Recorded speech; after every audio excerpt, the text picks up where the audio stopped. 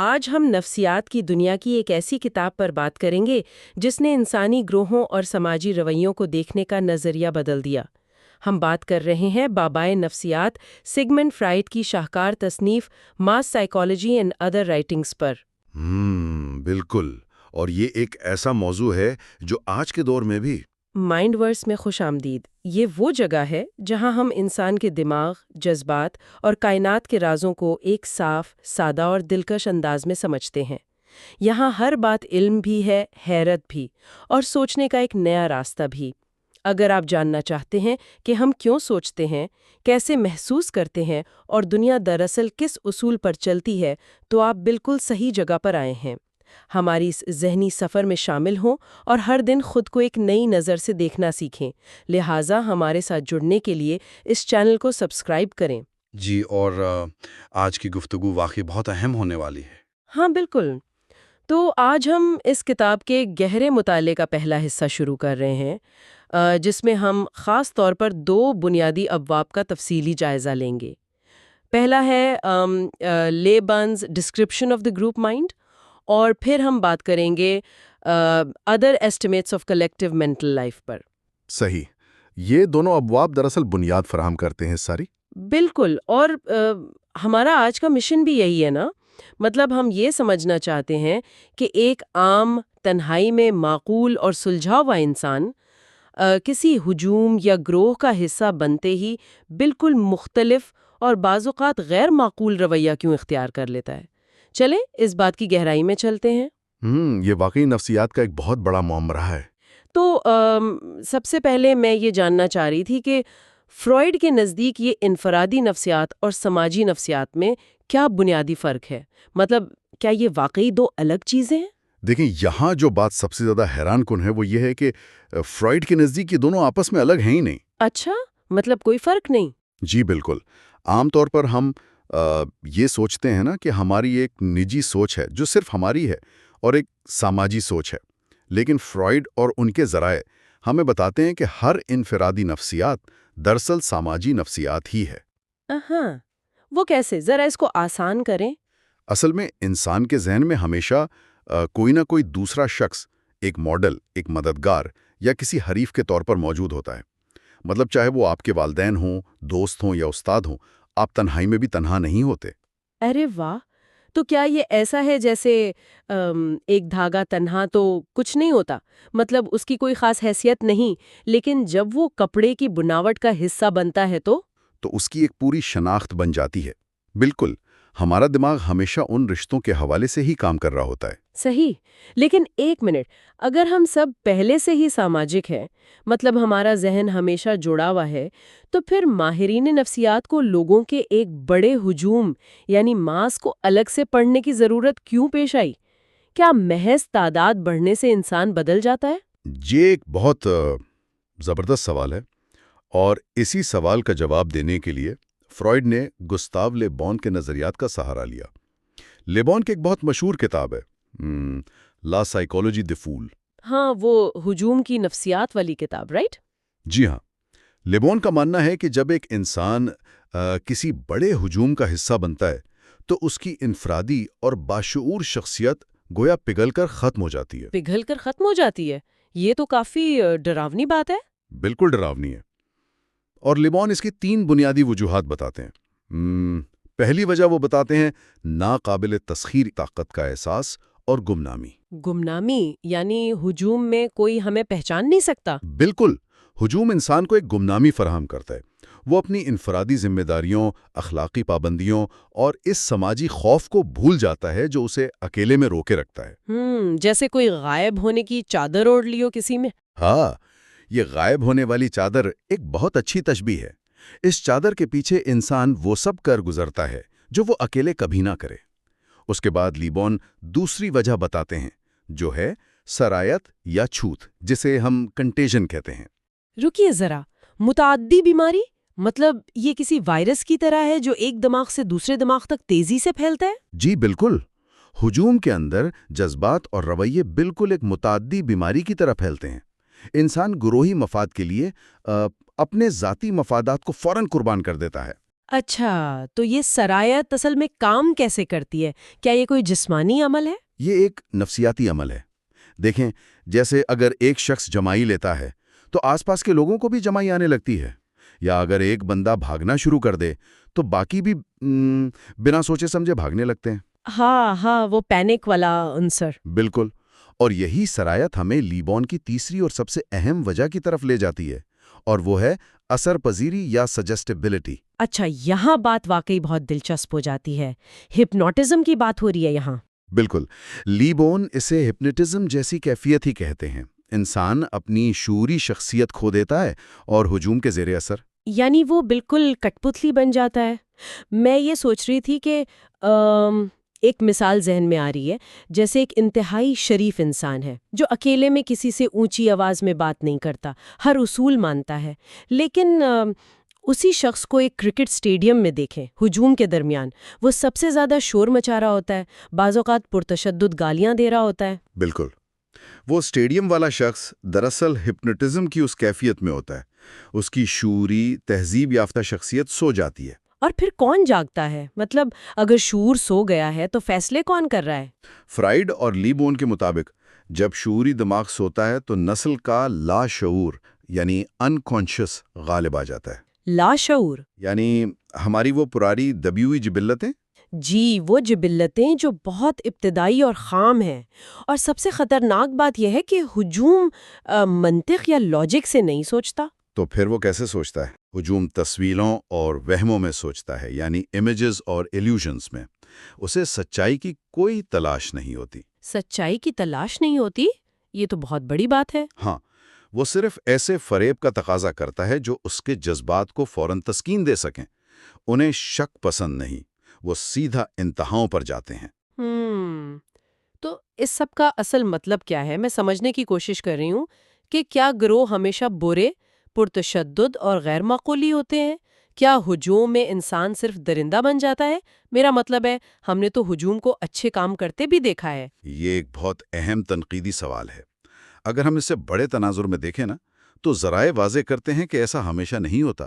شکر ہے، تھوڑی امید تو نظر آئی ہے۔ ہاں جی، اصل میں ہجوم کی اخلاقیات انفرادی اخلاقیات سے بہت بلند بھی ہو سکتی ہیں، کیونکہ ہجوم میں انسان اپنا ذاتی فائدہ بھول جاتا ہے۔ اچھا، تو وہ جو ہم نے پہلے کہا تھا کہ گمنامی میں اپنا بھول جاتا ہے، وہ اچھے کے لیے بھی ہو سکتا ہے۔ بالکل، ہجوم ہی وہ واحد جگہ ہے جہاں واقعی بے غرضی، عظیم قربانی اور کسی بڑے نظریے کے لیے جان دے دینے کا جذبہ پیدا ہوتا ہے۔ ایک تنہا انسان عموماً اپنے ذاتی نقصان کے ڈر سے ایسی قربانی نہیں دے پاتا۔ یہ بات تو ہے۔ مطلب لوگ ہجوم کی صورت میں ہی کسی مظلوم کے لیے کھڑے ہوتے ہیں یا کوئی بڑا انقلاب لاتے ہیں۔ 100%۔ لیکن پھر بھی لیبون کی جو تصویر ہے وہ کافی جذباتی اور بے قابو ہجوم کی ہے۔ تو لی بون کی اس ہجوم کی خطرناک اور جذباتی تصویر کے بعد ایک سوال ذہن میں آتا ہے۔ اگر انسان ہجوم میں جا کر اپنا شعور کھو دیتا ہے اور اتنا بے قابو ہو سکتا ہے، تو آخر ہمارے انسانی معاشرے اس قدر تباہ کن کیوں نہیں ہوتے؟ مطلب ہم نے ادارے، حکومتیں اور تہذیب کیسے بنا لیں؟ اس سوال کا جواب دینے کے لیے ماہرین ولیم میکڈوگل کی کتاب دی گروپ مائنڈ کا حوالہ دیتے ہیں۔ میکڈوگل کا نقطہ نظر تھوڑا مختلف ہے۔ اچھا، میکڈوگل کیا کہتے ہیں؟ وہ ایک اصول بتاتے ہیں جسے جذباتی ترغیب یا انڈکشن آف ایموشن کہتے ہیں۔ یہ وہی دوسروں کے جذبات کو دیکھ کر خود میں وہی جذبات محسوس کرنے کا عمل ہے۔ صحیح، جو ہم نے سرایت کے حوالے سے بات کی تھی۔ بالکل، لیکن میکڈوگل نے ایک بہت اہم فرق بتایا ہے، ایک بکھرے ہوئے بے ہنگم ہجوم یعنی کراؤڈ اور ایک منظم گروہ کے درمیان۔ ایک منظم گروہ یعنی جس میں کوئی تنظیم یا آرگنائزیشن ہو۔ جی، اور وہ 5 بنیادی شرائط بیان کرتے ہیں جو ایک بے ہنگم ہجوم کو ایک باقاعدہ تنظیم بناتی ہیں۔ وہ 5 شرائط کیا ہیں؟ پہلی شرط ہے تسلسل، یعنی گروہ کا کچھ عرصے کے لیے قائم رہنا۔ دوسری ہے ہر فرد کے ذہن میں گروہ کے مقصد کا واضح ہونا۔ تیسری یہ کہ اس گروہ کا دوسرے گروہوں سے کوئی تعلق یا مقابلہ ہو تاکہ انہیں اپنی شناخت کا پتہ ہو۔ صحیح، مطلب ایک ہم بمقابلہ وہ والی شناخت۔ جی ہاں۔ چوتھی شرط روایات کا قیام ہے جو ان کے رویوں کو کنٹرول کرے۔ اور پانچویں اور سب سے اہم شرط مخصوص ذمہ داریوں کی تقسیم۔ جب یہ سب مل جاتا ہے تو وہ تباہ کن ہجوم ایک منظم ادارہ بن جاتا ہے۔ ارے واہ، یہ تو بالکل ایسا ہے جیسے مجھے ایک مثال ذہن میں آ رہی ہے۔ ایک بے ہنگم ہجوم ایک خطرناک سیلاب کی طرح ہے، مطلب پانی بے قابو ہے، اس کا کوئی رخ نہیں، وہ سب کچھ بہا لے جائے گا۔ بہت زبردست مثال ہے۔ لیکن اگر ہم اسی پانی پر ایک ڈیم بنا دیں، اس میں روایات اور اصولوں کی بندش یعنی آرگنائزیشن لے آئیں، تو وہ ایک منظم فوج یا ادارے کی شکل اختیار کر لیتا ہے۔ اس کا ایک مقصد ہوتا ہے، وہ بجلی بناتا ہے، تباہی نہیں پھیلاتا۔ بالکل ٹھیک کہا آپ نے۔ یہ روایات اور ذمہ داریاں ہی وہ ڈیم ہیں جو انسان کے اس لاشعوری سیلاب کو ایک تعمیری سمت دیتے ہیں۔ بہت خوب۔ تو آج ہم نے واقعی بہت گہرائی میں جا کر سمجھا کہ انفرادی اور سماجی نفسیات کوئی دو الگ چیزیں نہیں بلکہ ایک ہی سکے کے دو رخ ہیں۔ جی بالکل۔ اور کیسے ایک ہجوم انسان کے شعور کو سلا کر اس کے لاشعور کو جگا دیتا ہے۔ یہ گمنامی، یہ اثر پذیری سب مل کر انسان کو بدل دیتے ہیں، لیکن تنظیم اس بے ہنگم پن کو قابو میں کر لیتی ہے۔ صحیح۔ اور یہ تو صرف ایک پہلو تھا ہجوم کی نفسیات کا۔ بالکل۔ سامعین، آج کی یہ گفتگو تو محض ایک بنیاد تھی۔ اس مطالعے کے اگلے حصے میں یعنی پارٹ 2 میں ہم اس سے بھی زیادہ دلچسپ موضوعات سجیشن اینڈ لبیڈو اور دی لبیڈنل اسٹرکچر آف گروپس پر بات کریں گے۔ وہ حصہ واقعی بہت زبردست ہونے والا ہے۔ ہاں، ہم جانیں گے کہ کس طرح محبت اور جذبات گروہوں کو آپس میں جوڑنے والی اصل طاقت ہے، اور ایک لیڈر اپنے ہجوم کو کس میگنیٹک طریقے سے کنٹرول کرتا ہے۔ یہ سب ہم اگلے حصے میں ڈسکس کریں گے۔ لیکن جانے سے پہلے میں ایک آخری سوال چھوڑنا چاہوں گا جو ذرا گفتگو سے آگے کی سوچ کو جنم دیتا ہے۔ جی بتائیے۔ ہم نے آج طبعی ہجوم یعنی فزیکل کراؤڈز کی بات کی، جہاں لوگ ایک ساتھ کسی جگہ موجود ہوتے ہیں۔ لیکن ذرا سوچئے، آج کے اس ڈیجیٹل دور میں جہاں ہم جسمانی طور پر اکیلے تنہا اپنے کمروں میں بیٹھے ہیں، کیا ہم انٹرنیٹ اور سوشل میڈیا کے ذریعے ایک ایسے عالمی ہجوم کا حصہ تو نہیں بن چکے جو نادانستہ طور پر ہمارے لاشعور کو کنٹرول کر رہا ہے؟ یہ تو بہت گہری بات ہے۔ اور کیا ہم اکیلے بیٹھے بھی لی بون کے بتائے ہوئے اسی ہپنوٹزم کا شکار تو نہیں ہو رہا ہے؟ اس پر ضرور غور کیجیے گا۔ واقعی یہ سوچنے کا ایک بالکل نیا زاویہ ہے، اس پر ضرور غور کیجیے گا۔ بہت شکریہ۔ انسان جب تاریخ کے اوراق پلٹتا ہے تو ایک عجیب سا سوال ذہن میں ابھرتا ہے۔ جی بالکل۔ مطلب کبھی ایسا کیوں ہوتا ہے کہ ایک انتہائی بہادر اور تربیت یافتہ فوج جو موت کے سائے میں بھی ثابت قدم رہی ہو، وہ اچانک ایک دن میدان جنگ سے پیٹھ دکھا کر بھاگ کھڑی ہوتی ہے؟ یہ ایک بہت گہری بات ہے۔ بظاہر لگتا ہے کہ شاید دشمن کی طاقت بڑھ گئی ہوگی یا موت کا ڈر حاوی ہو گیا ہوگا، لیکن کیا یہ ممکن ہے کہ اس فرار کی اصل وجہ موت کا ڈر نہ ہو بلکہ محبت کے ایک اندیکھے وہم کا ٹوٹ جانا ہو؟ یہ واقعی ایک حیران کن تصور ہے، اور مطلب یہی وہ بنیادی نقطہ ہے جو ہمیں انسانی ذہن اور ہجوم کے رویوں کے ان پیچیدہ رازوں کی طرف لے جاتا ہے۔ بالکل۔ اور آج کے اس تفصیلی جائزے میں ہم اسی اسرار سے پردہ اٹھانے والے ہیں۔ ہمارے آج کے جائزے کا ماخذ سگمنڈ فرائڈ کی مشہور تحریر ماس سائیکالوجی کا حصہ 2 میں۔ جی، ماس سائیکالوجی۔ اگر پچھلے حصے کو تھوڑا سا یاد کیا جائے تو ہم نے یہ سمجھا تھا کہ کس طرح ایک انسان جب کسی ہجوم کا حصہ بنتا ہے تو وہ اپنی انفرادی شناخت اور اپنی سوچنے سمجھنے کی صلاحیت کھو دیتا ہے۔ ہاں، پچھلے حصے میں ہم نے دیکھا تھا کہ علامات کیا ہیں، یعنی ہجوم میں شامل ہونے کے بعد انسان کی انفرادیت کیسے تحلیل ہو جاتی ہے۔ بالکل، وہ ایک مشترکہ ذہن کے تابع ہو جاتا ہے۔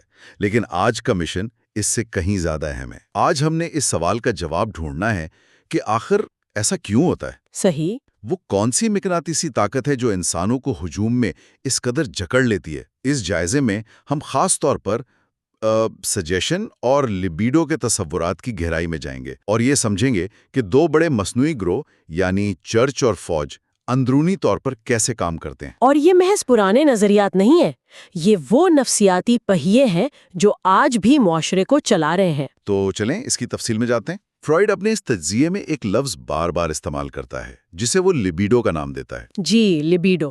اب مسئلہ یہ ہے کہ عام طور پر جب یہ لفظ سنا جاتا ہے تو ذہن فوراً جنسی توانائی کی طرف چلا جاتا ہے۔ میں بھی جب پہلی بار اسے پڑھ رہا تھا تو سوچ رہا تھا کہ ہجوم کا جنسی توانائی سے کیا تعلق ہو سکتا ہے؟ کیا ہم یہاں کچھ غلط سمجھ رہے ہیں؟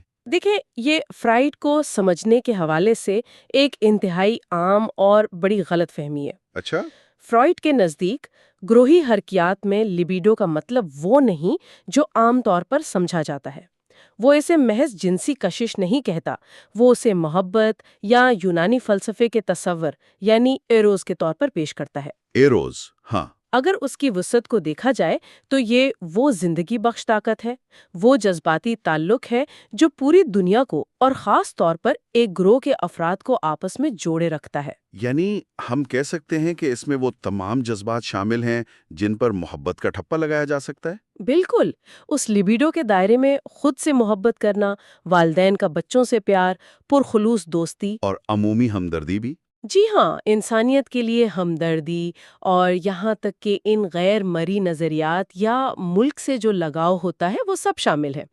فرائیڈ کا ماننا ہے کہ انسانوں کے درمیان یہ تمام رشتے اسی ایک بنیادی جبلت کا حصہ ہیں جو افراد کو بکھرنے نہیں دیتی۔ اچھا، اگر میں اسے بہت ہی سلیس الفاظ میں کہوں تو کیا یہ کہنا درست ہوگا کہ ہم سب فطرتاً بہت خود غرض ہیں؟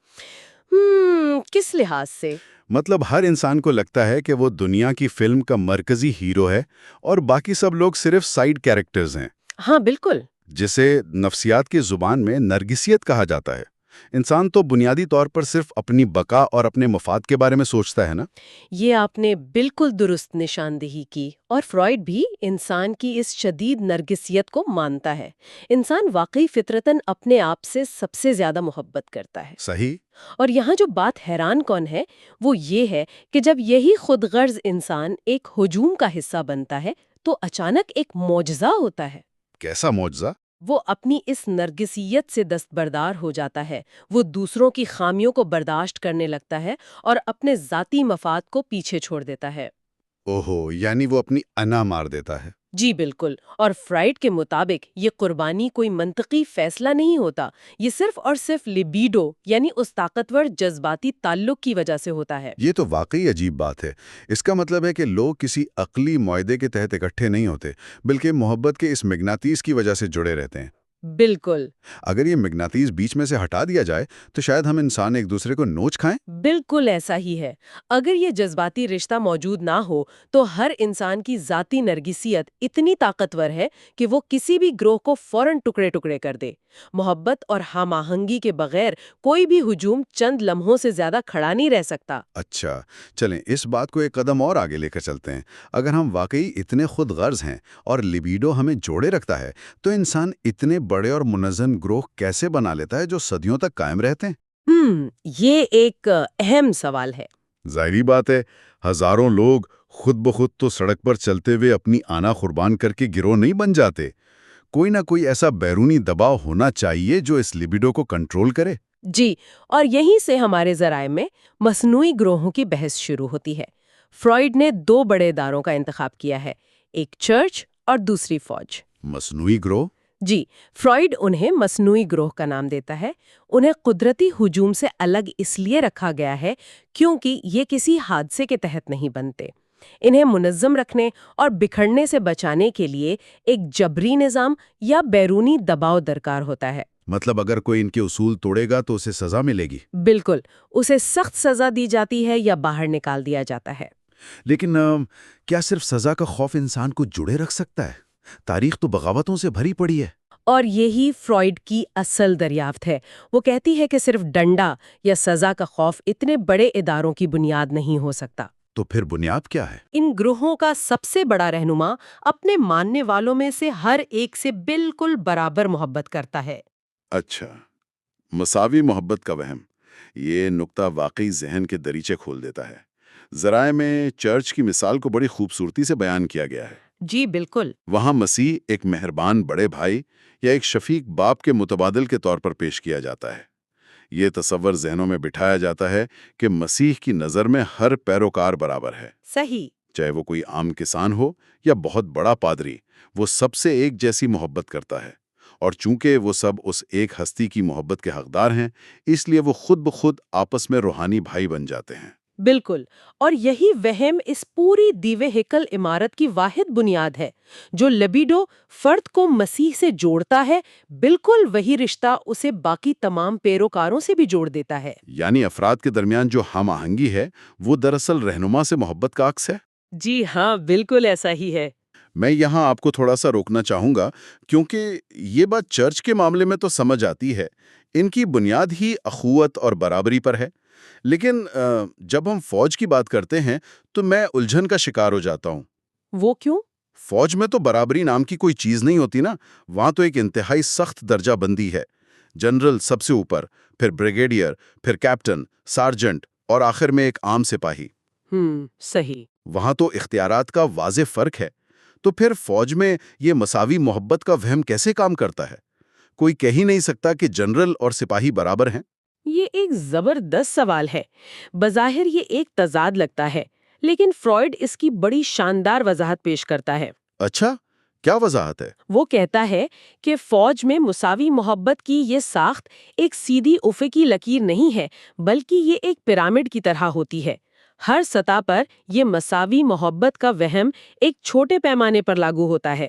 یعنی محبت کی بھی مختلف منزلیں؟ یہ کیسے ممکن ہے؟ مثال کے طور پر فوج کے مجموعی کمانڈر کو چھوڑ دیں اور ذرا نچلی سطح پر آئیں۔ ایک کیپٹن اپنی یونٹ کا کمانڈر ہونے کے ساتھ ساتھ اپنے جوانوں کے لیے ایک باپ کی حیثیت رکھتا ہے۔ اچھا۔ اس کیپٹن کا فرض ہے کہ وہ اپنی یونٹ کے تمام جوانوں سے برابری کی محبت کرے اور ان کا یکساں خیال رکھے۔ بات سمجھ آ رہی ہے۔ پھر اس سے نیچے آئیں تو ایک سارجنٹ اپنی پلیٹون کے لیے بالکل وہی کردار ادا کرتا ہے۔ گویا بڑے وہم کے اندر چھوٹے چھوٹے وہم بنائے گئے ہیں تاکہ ہر درجے پر جوانوں کا آپس میں جذباتی رشتہ قائم رہے۔ اوہ واہ، میں نے اس پہلو سے کبھی سوچا ہی نہیں تھا۔ یعنی ہر چھوٹے یونٹ کے اندر وہ برابری موجود ہے اور یہی احساس انہیں آپس میں جوڑے رکھتا ہے۔ بالکل۔ تو پھر کیا ہوتا ہے جب یہ وہم ٹوٹ جاتا ہے؟ ذرائع میں فرائیڈ نے پہلی جنگ عظیم میں حصہ لینے والے جرمن فوجیوں کی مثال دی ہے۔ جی ہاں، دی ہے۔ مجھے ہمیشہ لگتا تھا کہ شاید جنگ کی وہ ہولناک خندقیں، گولہ باری کا شور، دوستوں کو مرتے دیکھنا، یہ وہ وجوہات ہوں گی جنہوں نے فوجیوں کو اعصابی تناؤ کا شکار کر دیا۔ میں غلط تو نہیں سوچ رہا؟ بظاہر تو یہی عقل تسلیم کرتی ہے کہ اتنی تباہی دیکھ کر انسان کا دماغ سن ہو جائے گا، لیکن فرائیڈ نے یہاں ایک حیران کن تشخیص کی۔ کیا تشخیص تھی وہ؟ اس نے واضح کیا کہ وہ اعصابی بریک ڈاؤن محض گولہ باری کے خوف کا نتیجہ نہیں تھا۔ اس کی سب سے بڑی وجہ ان فوجیوں کے اپنے ہی افسران کا رویہ تھا۔ اچھا، افسران کا رویہ؟ جی، جب ماتحت سپاہیوں کے ساتھ افسران نے سخت اور ظالمانہ سلوک کیا تو دراصل وہ مساوی محبت کا وہم چکنا چور ہو گیا۔ اوہ، یعنی سپاہی کو یہ نہیں لگا کہ جنگ خطرناک ہے، اسے یہ لگا کہ جس افسر کو باپ کی طرح اس کی حفاظت کرنی چاہیے تھی، اب اسے اس کی پرواہ نہیں۔ بالکل۔ جب ایک سپاہی کو محسوس ہوا کہ اس کا کمانڈر اس سے محبت نہیں کرتا تو وہ سپاہی اندر سے ٹوٹ گیا۔ جیسے ہی کمانڈر سے جذباتی رشتہ کمزور پڑا تو اس سپاہی کا اپنے ساتھی فوجیوں سے بھی رشتہ ٹوٹ گیا۔ لیبیڈو کی کشش ختم ہو گئی اور اس تنہائی کے احساس نے اعصابی بریک ڈاؤن کو جنم دیا۔ یہ بات رونگٹے کھڑے کر دینے والی ہے۔ یعنی جو چیز انسان کو موت کے سامنے کھڑا رکھتی ہے وہ اس کی ذاتی بہادری سے زیادہ یہ احساس ہے کہ وہ اکیلا نہیں ہے۔ بالکل، اس کا رہنما اس سے محبت کرتا ہے اور اس کا گروہ اس کے ساتھ کھڑا ہے۔ اور ذرا سوچیں کہ جب یہ سایہ اٹھ جاتا ہے تو کیسی تباہی مچتی ہوگی۔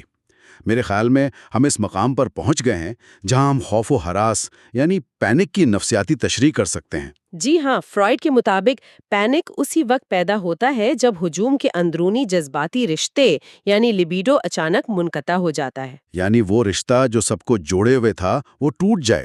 بالکل، جب وہ رشتہ ختم ہو جاتا ہے تو پھر نہ کوئی حکم مانا جاتا ہے، نہ کوئی تنظیم باقی رہتی ہے۔ ہر فرد پر نرگسیت واپس لوٹ آتی ہے اور وہ اندھا ہو کر صرف اپنی جان بچانے کے بارے میں سوچتا ہے۔ جی بالکل۔ ذرائع میں اس بات کو سمجھانے کے لیے نسٹروئے کے ایک ڈرامے کی مثال دی گئی ہے جو مجھے بڑی دلچسپ لگی۔ ہاں، وہ ڈرامے والی مثال۔ میدان جنگ کا منظر ہے، فوجیں لڑ رہی ہیں، خطرہ چاروں طرف ہے، اور اچانک ایک سپاہی چلاتا ہے کمانڈر کا سر کٹ گیا ہے۔ بس اتنی سی بات ہے اور یہ سنتے ہی پوری فوج ہتھیار پھینک کر بھاگنے لگتی ہے۔ اب اگر منطقی طور پر دیکھا جائے تو خطرے کے ہجوم میں کوئی اضافہ تو نہیں ہوا نا؟ بالکل نہیں ہوا۔ دشمن نے اچانک کوئی نیا ہتھیار تو نہیں نکال لیا، خطرہ تو وہی تھا۔ لیکن محض رہنما کے غائب ہونے کی خبر نے آپس کے رشتوں کے دھاگے توڑ دیے اور پینک پھیل گیا۔ یہ اس بات کی بہترین مثال ہے کہ کیسے لیڈر کے غائب ہونے سے پوری ساخت تاش کے پتوں کی طرح بکھر جاتی ہے۔ صحیح۔ لیڈر وہ نقطہ ہے جس پر سب کی توجہ مرکوز ہوتی ہے۔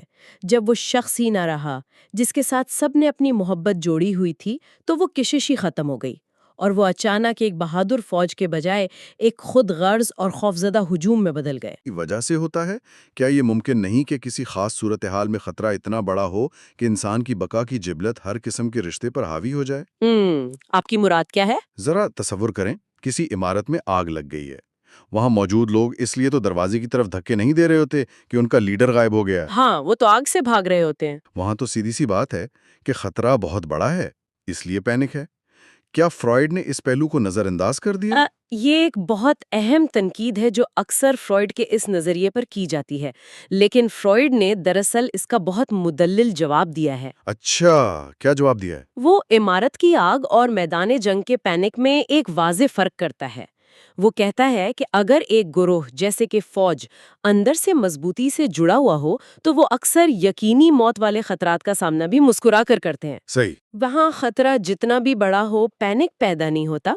اس لیے یہ دعویٰ کرنا غلط ہے کہ پینک صرف خطرے کی شدت کی وجہ سے ہوتا ہے۔ تو پھر اس عمارت میں آگ لگنے والی صورتحال میں جو ہو رہا ہے اسے ہم کیا نام دیں گے؟ دیکھیں، عمارت والی مثال میں جو لوگ موجود ہیں وہ پہلے سے کسی مضبوط جذباتی گروہ میں بندھے ہوئے نہیں ہیں۔ ہاں، وہ تو محض اجنبی ہیں۔ بالکل، وہ اتفاق سے ایک ہی وقت میں ایک جگہ موجود ہیں۔ پینک دراصل اس وقت جنم لیتا ہے جب وہ کشش ثقل ختم ہو جاتی ہے جو افراد کو جوڑے رکھتی ہے۔ اچھا۔ ایک مضبوط گروہ میں جب تک محبت کا وہم قائم ہے، لوگ ایک دوسرے کے لیے آگ میں بھی کود جائیں گے، لیکن جب وہ کشش ٹوٹتی ہے تو پھر ایک معمولی سا خطرہ بھی انسان کو موت نظر آنے لگتا ہے، کیونکہ اب وہ تنہا ہوتا ہے۔ یہ بات تو واقعی دماغ کی چولے ہلا دینے والی ہے۔ جسے ہم تمام عمر موت کا ڈر سمجھتے رہے، وہ اصل میں تنہا رہ جانے کا خوف ہے۔ جی، ہجوم کے جذباتی سہارے کے چھن جانے کا خوف۔ لیکن جب ایک گروہ میں شامل ہونا اتنا نازک سودا ہے، جب ایک وہم کے ٹوٹنے سے آپ اتنے شدید نفسیاتی صدمے کا شکار ہو سکتے ہیں، تو پھر انسان ابتدا میں ہی اپنے آپ کو اس گروہ کے حوالے کیوں کرتا ہے؟ یہ بہت گہری بات ہے۔ مطلب ایک شخص شعوری طور پر اپنی آزادی، اپنی پہچان، اپنی انفرادی سوچ ایک رہنما کے حوالے کیوں کر دیتا ہے؟ یہ اس پورے تفصیلی جائزے کا سب سے پیچیدہ سوال ہے۔ یہیں سے فرد کی نفسیات اور ہجوم کی نفسیات کے درمیان ایک زبردست کشمکش کا آغاز ہوتا ہے۔ کیسی کشمکش؟ فرائیڈ اس عمل کو سمجھانے کے لیے انسانی ذہن کی ایک بہت گہری ساخت کی طرف اشارہ کرتا ہے۔ وہ کہتا ہے کہ ایک ابتدائی اور مضبوط گروہ دراصل ان افراد کا مجموعہ ہوتا ہے جنہوں نے اپنی شخصیت کے ایک بہت ہی قیمتی حصے کو اٹھا کر بیرونی دنیا کے حوالے کر دیا ہوتا ہے۔ شخصیت کا وہ قیمتی حصہ کیا ہے؟ کیا ہم اسے کوئی نام دے سکتے ہیں؟ فرائیڈ اسے ذاتی آئیڈیل کا نام دیتا ہے۔ ذاتی آئیڈیل؟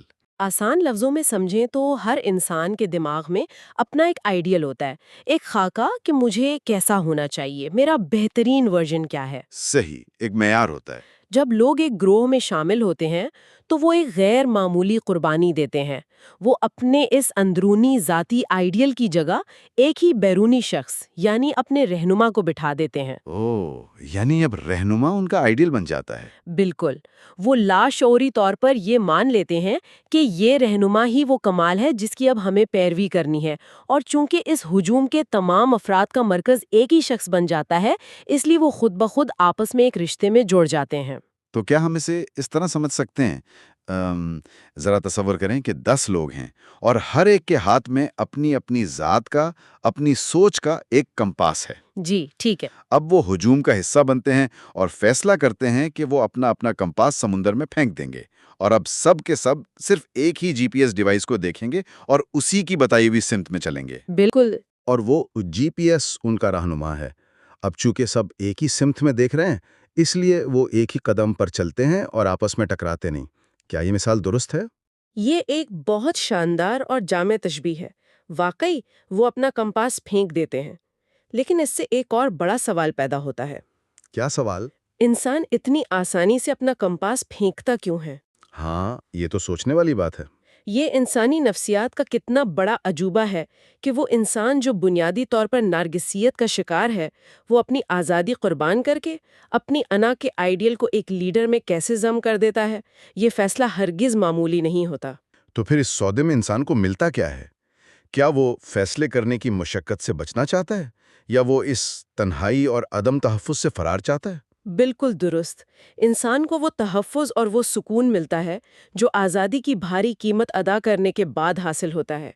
اسے یہ سکون ملتا ہے کہ اب اسے زندگی کے مشکل فیصلے خود نہیں کرنے پڑیں گے۔ اس کی جگہ ایک عظیم رہنما سوچے گا اور راستہ دکھائے گا۔ جی ہاں، لیکن جیسا کہ ہم نے بات کی، یہ سکون ایک بہت ہی نازک اور خاموش وہم پر کھڑا ہوتا ہے کہ رہنما سب سے یکساں محبت کرتا ہے۔ اور جب سب لوگ ایک ہی جی پی ایس کو اپنا آئیڈیل مان لیتے ہیں تو پھر ان کے اندر کی حسد، مقابلہ بازی اور مخالفت بھی وقتی طور پر ختم ہو جاتی ہے نا، کیونکہ اب وہ سب ایک دوسرے کے عکس بن چکے ہیں۔ جی ہاں، وہ ایک دوسرے کے اندر اسی لیڈر کی جھلک دیکھتے ہیں، اور اسی وجہ سے ان کی آپس کی دشمنیاں دب جاتی ہیں اور وہ ایک اکائی کی صورت میں کام کرنے لگتے ہیں۔ آج کے اس تفصیلی جائزے میں ہم نے واقعی انسانی ذہن اور تاریخ کی ان گہری پرتوں کو کھولا ہے جن پر عام طور پر نظر نہیں جاتی۔ بالکل ایسا ہی ہے۔ ہم نے آج سیکھا کہ افراد کو ایک ہجوم یا منظم گروہ میں جوڑے رکھنے والی اصل طاقت کوئی نظریہ یا ڈنڈا نہیں بلکہ لیبیڈو ہے،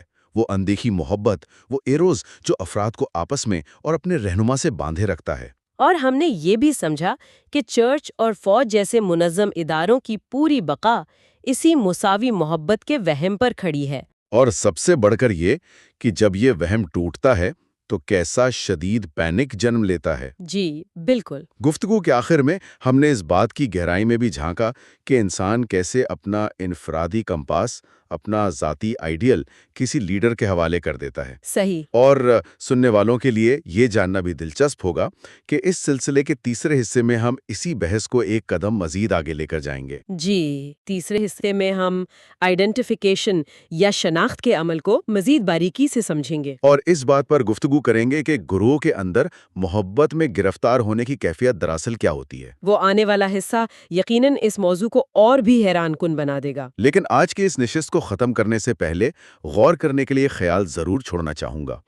ذرا غور طلب بات ہے کہ اگر انسانی تاریخ کے سب سے طاقتور اور منظم ادارے بنیادی طور پر صرف اس وہم پر قائم ہیں کہ ان کا رہنما ان سے برابری کی محبت کرتا ہے، تو آج کے اس جدید دور میں کیا ہوگا؟ یہ ایک بہت اہم سوال ہے۔ آج کے دور میں جب تنقیدی سوچ کی وجہ سے ہر چیز پر سوال اٹھایا جا رہا ہے اور رہنماؤں کے بارے میں یہ محبت کے وہم تیزی سے ٹوٹ رہے ہیں، تو کیا ہمارے جدید معاشرے ناگزیر طور پر بکھرنے اور ایک دائمی پینک کی طرف جا رہے ہیں؟ بالکل سوچنے کی بات ہے۔ کیا انسان بغیر کسی بیرونی محبت کے وہم کے محض اپنی عقل کی بنیاد پر ایک ساتھ جڑے رہ سکتے ہیں؟ یہ ایک ایسا سوال ہے جس پر غور کرنا آج کے دور میں ہم سب کے لیے بے حد ضروری ہے۔ کیا یہ بات حیران کن نہیں کہ نفسیات کی دنیا میں کسی بے قابو ہجوم میں نعرے لگانا اور کسی کے عشق میں بری طرح گرفتار ہونا دراصل ایک ہی ذہنی کیفیت کے دو مختلف نام ہیں؟ ہاں بالکل، بظاہر یہ دونوں بہت الگ چیزیں لگتی ہیں، لیکن اندر سے نفسیاتی طور پر یہ ایک ہی سکے کے دو رخ ہیں۔ بالکل، اور ایک عام انتہائی پرسکون اور عقل مند انسان جو ہر قدم سوچ سمجھ کر اٹھاتا ہے، وہ اچانک کسی بڑے ہجوم کا حصہ بنتے ہی بالکل بدل کیسے جاتا ہے؟ یہی تو، اس کے چہرے پر ایک عجیب سی جذباتی کیفیت آ جاتی ہے اور وہ ایسے کام کر گزرتا ہے جو وہ اکیلے میں کبھی سوچ بھی نہیں سکتا تھا۔ بالکل ایسا ہی ہے۔ تو خیر، اس تفصیلی جائزے میں خوش آمدید۔ آج ہم سگمنڈ فرائڈ کی مشہور تصنیف ماس سائیکالوجی اینڈ ادر رائٹنگز کے تیسرے حصے پر بات کریں گے اور سمجھیں گے کہ یہ جو ہجوم ہے نا، یہ گروہی سوچ، یہ دراصل کام کیسے کرتی ہے۔ اور یہ واقعی ایک ایسا موضوع ہے جو انسانی فطرت کے بہت سے پردے چاک کرتا ہے۔ میں سمجھتی ہوں کہ پچھلی گفتگو میں جو ہم نے انسانوں کے درمیان جذباتی وابستگیوں پر بات کی تھی، یہ اسی کی اگلی کڑی ہے۔ ہاں، وہ جو ہم نے دیکھا تھا کہ کیسے انسان ایک دوسرے سے جڑتے ہیں۔ جی بالکل، لیکن آج کا موضوع اس سے کہیں زیادہ گہرا ہے۔ آج ہم یہ دیکھیں گے کہ یہ جذباتی رشتے محض ہمدردی نہیں ہیں، یہ ایک انتہائی طاقتور نفسیاتی عمل میں بدل جاتے ہیں جسے فرائڈ شناخت یا آئیڈینٹیفیکیشن کہتا ہے۔ آئیڈینٹیفیکیشن تو چلیں اسی شناخت سے شروع کرتے ہیں، کیونکہ بظاہر تو یہ لگتا ہے کہ ہم جب ہجوم میں ہوتے ہیں تو بس مطلب ارد گرد کے لوگوں کی نقل کر رہے ہوتے ہیں نا۔ عام طور پر لوگ یہی سمجھتے ہیں۔ تو فرائڈ کے نزدیک یہ محض نقل اتارنا نہیں ہے؟ آخر ایک ذہن دوسرے ذہن کی نقل اتنی گہرائی میں جا کر کیوں کرتا ہے کہ وہ اپنی ہی ذات کو بھول جائے؟ دیکھیں، یہ محض ظاہری نقل بالکل نہیں ہے۔ فرائڈ بتاتا ہے کہ یہ جو شناخت ہے نا، یہ نفسیاتی دنیا میں جذباتی لگاؤں کی سب سے ابتدائی شکل ہے۔ ابتدائی شکل؟ اس کا کیا مطلب ہوا؟ میں بتاتی ہوں۔ اسے سمجھنے کے لیے فرائڈ ایک بچے اور اس کے باپ کی مثال دیتا ہے۔ جب ایک چھوٹا لڑکا اپنے باپ کو دیکھتا ہے نا، تو اس کے ذہن میں دو مختلف طرح کی خواہشات جنم لے سکتی ہیں۔ اچھا۔ ایک خواہش یہ ہوتی ہے کہ وہ اپنے باپ جیسا بننا چاہتا ہے، یعنی اس کی طاقت، اس کا روپ، اس کا اختیار، وہ سب اپنے اندر جذب کرنا چاہتا ہے۔ صحیح، وہ باپ کو ایک آئیڈیل مان لیتا ہے۔ بالکل۔ اور دوسری طرف اس کی محبت کا ہدف جو ہے، یعنی جو اس کی آبجیکٹ چوائس ہے، وہ اس کی ماں ہوتی ہے جسے وہ حاصل کرنا چاہتا ہے۔ تو بننے اور حاصل کرنے کا فرق؟ ہاں، فرائڈ واضح کرتا ہے کہ کسی کی طرح بننے کی خواہش اور کسی کو حاصل کرنے کی خواہش میں زمین آسمان کا فرق ہے۔ شناخت وہ عمل ہے جہاں ایک شخص کی انا، یعنی اس کی ایگو، دوسرے شخص کی انا کا عکس بننے کی کوشش کرتی ہے۔ اچھا، یعنی آپ کا اندرونی وجود دوسرے کے سانچے میں ڈھلنا شروع ہو جاتا ہے؟ بالکل، آپ خود کو مٹا کر دوسرے کو اپنے اندر بسانے لگتے ہیں۔ ایک منٹ، اس بات کو ذرا کسی عملی مثال سے سمجھتے ہیں، کیونکہ یہ تھوڑا پیچیدہ ہو رہا ہے۔ ہمارے ماخذ میں ایک بورڈنگ سکول کی لڑکیوں کا واقعہ دیا گیا، جس پر مجھے تھوڑا سا شک بھی ہوتا ہے ویسے۔ ہاں، وہ ہسٹیریا والی مثال۔ ہاں بالکل وہی۔ ہوتا یہ ہے کہ ایک لڑکی کو اپنے کسی خفیہ عاشق کا خط ملتا ہے، وہ جذبات سے مغلوب ہوتی ہے اور اسے ہسٹیریا کا دورہ پڑ جاتا ہے۔ اور پھر کیا ہوتا ہے؟ پھر حیران کن طور پر اس کی وہ سہیلیاں جو اس راز سے واقف ہیں، ان پر بھی وہی دورے پڑنے لگتے ہیں۔ اب بظاہر تو کوئی بھی عام انسان یہی کہے گا کہ یہ صرف ہمدردی کا اظہار ہے، یا شاید وہ لڑکیاں توجہ حاصل کرنے کے لیے ڈرامہ کر رہی ہیں۔ فرائڈ اس میں شناخت کو کہاں سے لے آیا؟ یہی تو فرائڈ کی بصیرت کا کمال ہے نا۔ وہ کہتا ہے کہ یہ ہمدردی ہرگز نہیں تھی۔ اچھا، تو پھر کیا تھا؟ اگر یہ ہمدردی ہوتی نا، تو وہ لڑکیاں اسے دلاسا دیتیں، اس کے دورے کی نقل نہ کرتیں۔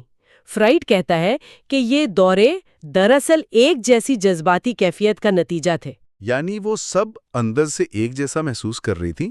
بالکل، ان تمام لڑکیوں کے لاشعور میں بھی ویسی ہی رومانوی خواہشات تھیں، ویسے ہی دبی ہوئی محبت کے جذبات موجود تھے۔ ارے واہ! تو جب انہوں نے اپنی سہیلی کو اس شدید کیفیت سے گزرتے دیکھا نا، تو ان کی اپنی دبی ہوئی خواہشات کو ایک راستہ مل گیا۔ انہوں نے لاشعوری طور پر خود کو اس لڑکی کی جگہ رکھ لیا۔ تو یہ ایک طرح کا نفسیاتی انفیکشن ہوا نا؟ بالکل ایسا ہی ہے۔ یہ اس بات کا ثبوت ہے کہ انسان ان لوگوں کی کیفیات کو اپنے اندر جذب کر لیتا ہے جن کے ساتھ وہ کوئی لاشعوری مماثلت محسوس کرتا ہے۔ یہ تو بڑی دلچسپ بات ہے۔ یعنی اگر ہم آج کے دور میں دیکھیں تو جب انٹرنیٹ پر کوئی ٹرینڈ چلتا ہے، یا فرض کریں کسی مشہور شخصیت کو کوئی ذہنی مسئلہ درپیش ہوتا ہے، تو اچانک ہزاروں لوگ وہی علامات محسوس کرنے لگتے ہیں۔ جی، اور لوگ سمجھتے ہیں کہ وہ ہمدردی کر رہے ہیں۔ بالکل، لیکن یہ ہمدردی نہیں ہوتی، بلکہ وہ لوگ لاشعوری طور پر اس مشہور شخصیت جیسا بننا چاہتے ہیں، اس لیے وہ اس کی تکلیف کو بھی اپنے اندر جذب کر لیتے ہیں۔ آپ نے بالکل درست مثال دی ہے۔ اور دیکھیں، جب یہ شناخت کا عمل تھوڑا اور آگے بڑھتا ہے نا، اور اپنی انتہا کو پہنچ جاتا ہے، تو انسان اپنی انا کو مکمل طور پر دوسرے کے حوالے کر دیتا ہے۔ مکمل حوالگی۔ ہاں، اور یہیں سے ہجوم کی نفسیات کا سب سے حیران کن حصہ شروع ہوتا ہے، کیونکہ یہ مکمل حوالگی ہمیں زندگی کے دو اور تجربات میں نظر آتی ہے: شدید رومانی محبت اور ہپنوٹزم۔ اچھا، یہاں مجھے آپ سے تھوڑا سا اختلاف کرنا پڑے گا۔ جی بتائیں، کیوں؟ میرا مطلب ہے، دیکھیں، محبت تو ایک انتہائی خوبصورت، نجی اور لطیف احساس ہے۔ ہم اسے کسی بے ہنگم سیاسی ہجوم یا ہپنوٹزم جیسے کسی سٹیج ڈرامے سے کیسے جوڑ سکتے ہیں؟ رومانوی محبت اور کسی کے سحر میں گرفتار ہونے کے درمیان کیا نفسیاتی تعلق ہو سکتا ہے؟ میں سمجھ سکتی ہوں کہ بظاہر یہ بہت مختلف لگتے ہیں، لیکن یقین کریں، ان کا نفسیاتی میکانزم ایک ہی ہے۔ وہ کیسے؟ جب کوئی انسان انتہائی گہری اور انبھی محبت میں گرفتار ہوتا ہے نا، تو وہ اپنی ذات کو بالکل بھلا دیتا ہے. اس کا محبوب ہر تنقید سے بالاتر ہو جاتا ہے. یہ تو ہے، محبت اندھی ہوتی ہے جیسا کہ کہتے ہیں. بالکل. اور نفسیاتی زبان میں وہ شخص اپنے محبوب کو اپنی انا کے آئیڈیل یعنی ایگو آئیڈیل کی جگہ بٹھا دیتا ہے. یہ انا کا آئیڈیل، یہ بہت اہم تصور لگ رہا ہے اس پوری بحث میں. اسے ذرا عام فہم زبان میں بتائیں. کیا یہ ہمارا وہ اندرونی جج ہے جو ہمارے دماغ میں بیٹھا ہر وقت یہ فیصلہ کر رہا ہوتا ہے کہ کیا صحیح ہے اور کیا غلط؟ جی بالکل. آپ اسے ایک اندرونی عدالت سمجھ لیں. انا کا آئیڈیل ہمارے اندر کا وہ اعلیٰ ترین معیار ہے جسے ہم پانا چاہتے ہیں. یعنی ہماری اخلاقیات کا مرکز. ہاں، اور یہی وہ اندرونی آواز ہے جو ہم پر تنقید کرتی ہے، ہمیں شرمندہ کرتی ہے یا ہمیں احساس جرم دلاتی ہے جب ہم کچھ غلط کرتے ہیں. صحیح. تو شدید محبت میں کیا ہوتا ہے؟ عاشق اس اندرونی جج کی کرسی سے خود کو ہٹا دیتا ہے اور وہاں اپنے محبوب کو بٹھا دیتا ہے. اب محبوب جو کہتا ہے وہی سچ ہے. اچھا، یعنی محبوب کی ہر خامی خوبی لگنے لگتی ہے. بالکل، عاشق کے اندر اپنی کوئی تنقیدی سوچ نہیں بچتی. اور فرائڈ کہتا ہے کہ ہپنوٹزم کی کیفیت بھی ہو بہو یہی ہے. یعنی ہپنوٹزم میں جو شخص ہپنوٹائز ہو رہا ہوتا ہے وہ بھی ہپنوٹسٹ کو اپنے دماغ کے اس اندرونی جج کی کرسی پر بٹھا دیتا ہے. 100% ایسا ہی ہے. ہپنوٹسٹ کے سامنے انسان اپنی مرضی، اپنا شعور اور اپنا ضمیر مکمل طور پر سرنڈر کر دیتا ہے. ہپنوٹسٹ انا کے آئیڈیل کی جگہ لے لیتا ہے. یہ تو بہت خوفناک حد تک ملتے جلتے ہیں. ہاں، بس محبت اور ہپنوٹزم میں فرق صرف اتنا ہے کہ ہپنوٹزم میں وہ براہ راست جنسی اور رومانوی مقاصد شامل نہیں ہوتے جو محبت میں ہوتے ہیں. فرائڈ نے اسی لیے ہپنوٹزم کو 2 افراد کا ہجوم یعنی میس آف 2 کہا ہے. 2 افراد کا ہجوم؟ ہاں، یہ فکرہ بہت گہرا ہے. ایک ہپنوٹسٹ اور اس کا مرید. بالکل. یعنی ہجوم بننے کے لیے لاکھوں لوگوں کی ضرورت نہیں ہے، صرف 2 لوگ بھی ایک ہجوم بنا سکتے ہیں اگر ان کے درمیان یہ طاقت کا توازن موجود ہو. جی، طاقت اور حوالگی کا توازن. لیکن اس کا مطلب تو یہ ہوا کہ ایک بہت بڑا ہجوم، چاہے وہ کسی سیاسی لیڈر کا ہو یا کسی مذہبی رہنما کا، وہ بھی اسی ہپنوٹزم کے اصول پر کام کر رہا ہے. کیا لیڈر دراصل ایک ہپنوٹسٹ ہے؟ بالکل، یہی فرائڈ کا بنیادی دعویٰ ہے. لیڈر عوام کے شعور اور ضمیر کو اپنے قابو میں کر لیتا ہے. لاکھوں لوگ بے وقت اپنی انفرادی سوچ، اپنے ذاتی اخلاقی معیار، سب کچھ اس لیڈر کے قدموں میں رکھ دیتے ہیں. یعنی وہ ہجوم اندھا ہو جاتا ہے. ہاں، بالکل ویسے ہی جیسے محبت کرنے والا اندھا ہوتا ہے یا ہپنوٹائز ہونے والا شخص ہپنوٹسٹ کی ہر بات کو بغیر کسی دلیل کے سچ مان لیتا ہے. اچھا، لیکن اگر ہپنوٹزم یا محبت کے لیے لیڈر یا محبوب کا ہونا ضروری ہے تو پھر ان گروہوں کا کیا جہاں بظاہر کوئی لیڈر نہیں ہوتا؟ آپ کا اشارہ کس طرف ہے؟ یہاں میں ولفریڈ ٹراٹر نامی مفکر کا نظریہ لانا چاہوں گا جس کا ذکر ہمارے ماخذ میں ہے. ٹراٹر کہتا ہے کہ انسانوں میں طبی طور پر ریوڑ کی جبلت یعنی ہرڈ انسٹنکٹ پائی جاتی ہے. ٹراٹر کا نظریہ. ہاں، مطلب اس کے نزدیک ہم بس فطرتاً بھیڑ بکریاں ہیں. ہم اکیلے ہونے سے ڈرتے ہیں اور بس ہجوم میں گم ہو جانا چاہتے ہیں، چاہے کوئی لیڈر ہو یا نہ ہو. صحیح. اور ہم اکثر دیکھتے بھی ہیں نا کہ لوگ اندھا دھند ٹرینڈز کے پیچھے بھاگتے ہیں. تو کیا ہم واقعی صرف ہجوم کا حصہ بننے کے لیے پیدا ہوئے ہیں؟ فرائڈ اس پر کیا کہتا ہے؟ دیکھیں، فرائڈ نے ٹراٹر کے اس نظریے کا بہت باریک بینی سے مطالعہ کیا تھا، لیکن آخرکار اس نے اسے سختی سے مسترد کر دیا. مسترد کر دیا؟ کیوں؟ فرائڈ کا استدلال یہ تھا کہ ٹراٹر کا نظریہ ایک بہت بڑی حقیقت کو بالکل نظر انداز کر دیتا ہے، اور وہ ہے لیڈر کی ناگزیر ضرورت. اچھا. ٹراٹر کا ماننا تھا کہ انسان بس ایک دوسرے کو دیکھ کر چل پڑتے ہیں، لیکن فرائڈ کہتا ہے کہ ریوڑ کی کوئی بھی جبلت اس وقت تک متحرک نہیں ہوتی جب تک اس کے پیچھے کوئی سربراہ، کوئی آئیڈیا یا کوئی لیڈر موجود نہ ہو. یعنی چرواہے کے بغیر ریوڑ کا کوئی وجود ہی نہیں؟ بالکل نہیں. فرائڈ ایک بڑی سادہ سی مثال دیتا ہے. وہ کہتا ہے کہ فرض کریں ایک چھوٹا بچہ اندھیرے کمرے میں اکیلا ہے اور وہ ڈر کر رو رہا ہے. تو وہ کیوں رو رہا ہے؟ اب وہ اس لیے نہیں رو رہا کہ اسے کوئی بھی ریوڑ چاہیے یا کوئی بھی ہجوم آ کر اسے تسلی دے دے. نہیں، وہ اس لیے روتا ہے کیونکہ وہ اپنی ماں سے دور ہے. اسے ایک مخصوص شخص، ایک رہنما، ایک سرپرست چاہیے. ہاں، اسے کوئی بھی اجنبی شخص خاموش نہیں کر سکتا، صرف وہ مخصوص ہستی ہی خاموش کر سکتی ہے. بالکل.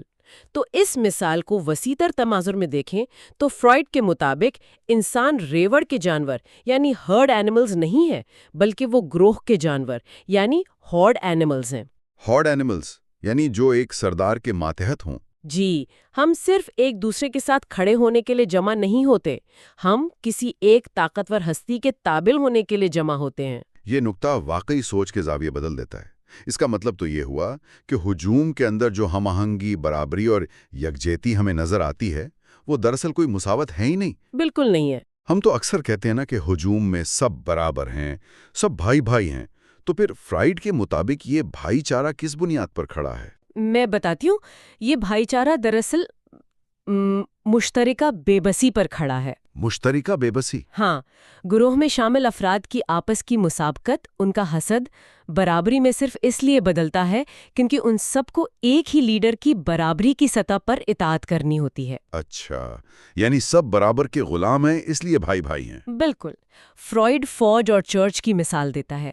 ان دونوں اداروں کا پورا ڈھانچہ اس ایک تصور پر کھڑا ہے کہ کمانڈر یا جو بھی روحانی پیشوا ہے وہ ہر سپاہی اور ہر پیروکار سے یکساں محبت کرتا ہے۔ صحیح۔ یہ برابری کی محبت کا تصور ہی ان کو آپس میں جوڑے رکھتا ہے۔ تو ہم سب ایک دوسرے کے دوست اس لیے ہیں کیونکہ ہم سب ایک ہی لیڈر کے تابع ہیں۔ اگر وہ لیڈر یا وہ تصور بیچ میں سے ہٹا دیا جائے تو کیا ہوگا؟ تو وہ گروہ فوری طور پر بکھر جائے گا۔ وہ آپس کی محبت فوری طور پر شدید مسابقت اور نفرت میں بدل سکتی ہے۔ لیڈر وہ واحد کڑی ہے جس نے اس پورے ہجوم کی نفسیاتی بنت کو جوڑ کر رکھا ہوا ہے۔ اس گفتگو کو سنتے ہوئے اب ہم ایک انتہائی خوفناک موڑ پر آ گئے ہیں، میرا خیال ہے۔ وہ کیسے؟ دیکھیں، ہم نے انا کے آئیڈیل یعنی اس اندرونی اخلاقی جج کی بات کی تھی، اور ہم نے یہ بھی کہا کہ ہجوم میں شامل ہر فرد اپنا وہ اندرونی جج نکال کر اس کی جگہ لیڈر کو بیٹھا دیتا ہے۔ بالکل ایسا ہی کہا تھا۔ تو اب وہ سوال پیدا ہوتا ہے جو شاید میرا مطلب ہے پوری تاریخ کا سب سے اہم سوال ہے۔ ایک عام، مہذب اور بظاہر بے ضرر انسان جو روزمرہ کی زندگی میں کسی پر ہاتھ اٹھانے کا سوچ بھی نہیں سکتا، وہ جب کسی گروہ کا حصہ بنتا ہے تو اچانک ظالمانہ اور وحشیانہ کام کرنے کے لیے کیسے تیار ہو جاتا ہے؟ یہ اس پوری بحث کا مرکز ہے، اور اس کا جواب اسی انا کے آئیڈیل میں چھپا ہے۔ یعنی جب وہ لیڈر کو ضمیر بنا لیتا ہے؟ جی، جب لاکھوں لوگ کسی ایک شخص کو اپنے ضمیر کی جگہ بٹھا دیتے تو ان کے اندر کا انفرادی احساس جرم ختم ہو جاتا ہے۔ ایک منظم گروہ تبھی طاقتور بنتا ہے جب افراد کے اندر کا صحیح اور غلط کا فیصلہ کرنے والا نظام مفلوج ہو جائے۔ یہ تو بہت خطرناک ہے۔ اب ذرا سوچئے، اگر آپ کا ضمیر ہی آپ کے پاس نہیں رہا، وہ لیڈر کی ذات میں منتقل ہو گیا ہے، تو پھر آپ کو کوئی کام کرنے پر شرمندگی کیسے ہو سکتی ہے؟ یہ تو ایسا ہی ہے نا جیسے کسی نے اپنی اخلاقیات کی گاڑی کا سٹیئرنگ کسی ایسے ڈرائیور کے ہاتھ میں دے دیا ہو جو اسے کسی بھی کھائی میں گرا سکتا ہے۔ بالکل درست تشبیہ دی آپ نے۔ یعنی اگر لیڈر کہتا ہے کہ کسی خاص گروہ پر تشدد کرنا جائز ہے، تو وہ انسان جسے ساری زندگی سکھایا گیا تھا کہ تشدد گناہ ہے، وہ بغیر کسی ہچکچاہٹ کے تشدد پر اتر آئے گا، کیونکہ اس کا اپنا ضمیر اب اسے نہیں روکے گا۔ اس کا ضمیر اب لیڈر کی آواز بن چکا ہے۔ 100% ایسا ہی ہے، اور چونکہ لیڈر اب انفرادی ضمیر کا متبادل بن چکا ہے، اس لیے ہجوم کسی بھی قسم کی تنقید برداشت نہیں کرتا۔ ان میں کوئی شک، کوئی تذبذب نہیں رہتا۔ وہ تو بس اندھے پیروکار بن جاتے ہیں۔ ہاں، ماخوذ میں فرائڈ نے ایک بہت زبردست بات کہی ہے کہ ہجوم کبھی بھی سچائی کی پیاس نہیں رکھتا، وہ ہمیشہ فریب اور سحر کا تقاضا کرتا ہے۔ کیا بات ہے! یعنی انہیں حقائق نہیں چاہیے؟ بالکل نہیں، انہیں بس ایک ایسا شخص چاہیے جو انہیں کامل یقین دلائے، جو انہیں بتائے کہ وہ سب سے بہتر ہیں اور ان کے دشمن سب سے برے ہیں۔ جب انسان اپنا ذاتی ضمیر لیڈر کے حوالے کر دیتا ہے نا، تو وہ دراصل ذاتی ذمہ داری کے بھاری بوجھ سے آزاد ہو جاتا ہے۔ ذمہ داری کے بوجھ سے آزاد؟ جی، اور سچ تو یہ ہے کہ انفرادی ذمہ داری اٹھانا، خود سوچنا ایک مشکل کام ہے۔ یہ بہت گہری بات کی آپ نے کہ ذاتی ذمہ داری ایک بوجھ ہے۔ گویا ہجوم کا حصہ بننا انسان کے لیے ایک طرح کی نفسیاتی چھٹی ہے، ایک ہالیڈے۔ بالکل، ایک خلاقی چھٹی۔ وہ اپنی انا، اپنے فیصلے کرنے کی تھکاوٹ اور اپنے گناہوں کا بوجھ اس کرشماتی شخصیت کے کندھوں پر ڈال دیتا ہے اور خود ایک کٹھ پتلی بن کر سکون محسوس کرتا ہے۔ وہ خود کو جواب دہ محسوس نہیں کرتا۔ جی، یہی وجہ ہے کہ ہجوم میں ایک عجیب سی سرخوشی اور آزادی کا احساس ہوتا ہے۔ وہ آزادی دراصل اخلاقیات اور انفرادی ذمہ داری سے آزادی ہوتی ہے۔ تو ہم کہہ سکتے ہیں کہ ہجوم بے وقوف نہیں ہے، بس وہ آرام چاہتا ہے۔ بالکل، فرائیڈ ہجوم کو محض بیوقوف نہیں کہتا، وہ اس کی اس نفسیاتی کشش کو تسلیم کرتا ہے۔ انسان اپنی ذات کے خول میں تنہا ہوتا ہے، وہ اپنی انا اور ضمیر کی مسلسل کشمکش سے تھک جاتا ہے۔ اور پھر اسے کوئی لیڈر مل جاتا ہے۔ ہاں، جب اسے کوئی ایسا لیڈر ملتا ہے جو دعویٰ کرتا ہے کہ اس کے پاس تمام الجھنوں کا حل ہے، تو وہ انسان خوشی خوشی اپنی انفرادیت کا سودا کر لیتا ہے۔ یہ ایک ایسی نفسیاتی مساوات ہے جس کی قیمت انسان کا اپنا ضمیر ہوتا ہے۔ ہاں، تو اگر ہم اس پوری طویل اور فلسفیانہ گفتگو کا نچوڑ نکالیں تو آج کی اس گہری بحث سے ہمیں کیا سمجھ آیا؟ ہم نے یہ جانا کہ انسانی نفسیات میں شناخت یا دوسرے کے سانچے میں ڈھل جانے کا عمل کتنا گہرا ہے، کہ ہم کیسے لاشعوری طور پر دوسروں کی کیفیات کو اوڑھ لیتے ہیں۔ جی بالکل۔ اور ہم نے یہ حیران کن انکشاف بھی دیکھا کہ محبت میں گرفتار ہونا اور ہپنوٹائز ہونا دراصل ایک ہی سکے کے دو رخ ہیں، جہاں تنقیدی سوچ مکمل طور پر معطل ہو جاتی ہے۔ صحیح۔ اور ہم نے یہ بھی سمجھا کہ انسان محض بھیڑ بکریوں کا ریوڑ نہیں جو بغیر مقصد کے ادھر ادھر گھومے، بلکہ ہم ایک گروہ ہیں جسے جوڑے رکھنے کے لیے کسی لیڈر کی شکل میں ایک کشش ثقل کی ضرورت ہوتی ہے، جو ہمارا ضمیر بن جاتا ہے۔ بالکل۔ اور سب سے بڑھ کر یہی کہ ایک کرشماتی لیڈر کیسے انسان کے اپنے ضمیر، اس کے اندرونی جج پر قبضہ کر لیتا ہے، جس کے بعد وہ انسان کوئی بھی انتہا پسندانہ قدم اٹھانے کے لیے تیار ہو جاتا ہے۔ ہاں، اور دیکھیں اس علم کی عملی اہمیت صرف کتابوں تک محدود نہیں ہے۔ جب ہم آج کی دنیا کے ارد گرد نظر دوڑاتے ہیں تو ہم سیاسی تحریکوں میں، مذہبی گروہوں میں، انٹرنیٹ کی مختلف کمیونٹیز میں اور اندھی عقیدت میں بالکل یہی فرائیڈین عمل کار فرما پاتے ہیں۔ ہاں، آج کل تو یہ چیزیں اور بھی واضح ہیں۔ آج کے معلومات کے طوفان میں جہاں کرشماتی لیڈران اور انفلوئنسرز اسکرینوں کے ذریعے براہ راست ہمارے ذہنوں تک پہنچ رہے ہیں، ہجوم کی نفسیات کے ان خطرات کو سمجھنا بہت ناگزیر ہو گیا ہے۔ بالکل۔ اگر ہم یہ نہیں سمجھیں گے کہ ہمارا ذہن کیسے ہپنوٹائز ہونے کے لیے تیار بیٹھا ہے، تو ہم کبھی ان طاقتور بیانیوں کے سحر سے بچ نہیں سکیں گے۔ صحیح بات ہے۔ یہ جائزہ ہمیں اس بات کی دعوت دیتا ہے کہ ہم اپنے اندر جھانکیں اور اپنی وابستگیوں کا تنقیدی جائزہ لیں۔ اس سفر کو ہم یہیں نہیں روکیں گے، بلکہ اس جائزے کے چوتھے حصے میں ہم اسی بحث کو انسانی تاریخ کے بالکل آغاز تک لے کر جائیں گے۔ یعنی پرائمل ہارڈ کی طرف۔ جی ہاں، ہم فرائیڈ کے تصور ابتدائی گروہ یعنی پرائمل ہورڈ پر تفصیلی بات کریں گے اور دیکھیں گے کہ انسانی معاشرے، خاندان اور تہذیب کا ارتقائی آغاز کن خونی اور پراسرار واقعات سے ہوا تھا۔ وہ بحث یقیناً تاریخ کو دیکھنے کا نظریہ بدل دے گی۔ وہ گفتگو یقیناً نفسیات اور تاریخ کے ایک نئے اور حیرت انگیز سنگم پر مبنی ہوگی۔ میں تو بہت پرجوش ہوں اس کے لیے۔ میں بھی۔ تو آخر میں جب ہم آج کے اس جائزے کو سمیٹ رہے ہیں، ذرا دوبارہ اسی ہجوم، اسی سیاسی جلسے یا اندھے جوش والے ہجوم کو اپنے تصور میں لائیں۔ جب کوئی انسان خود کو ایسے کسی ہجوم میں کھڑا پاتا ہے جہاں سب ایک ہی آواز میں نعرے لگا رہے ہوں اور ایک ہی شخص کی طرف دیکھ رہے ہوں، تو وہاں ایک سوال پیدا ہوتا ہے جو ہمیں خود سے پوچھنا چاہیے۔ اگر ایک انسان کا ضمیر، اس کا صحیح اور غلط کا فیصلہ کرنے والا اندرونی نظام اتنی آسانی سے کسی طاقتور لیڈر کی مرضی سے بدلا جا سکتا ہے، تو کیا ہماری اخلاقیات واقعی ہماری اپنی ہیں؟ یہ بہت گہرا سوال ہے۔ یا پھر یہ اخلاقیات، یہ اصول جن پر ہم اتنا فخر کرتے ہیں، وہ صرف طاقت کے سامنے سر تسلیم خم کرنے کا ایک دوسرا زیادہ خوبصورت نام ہے؟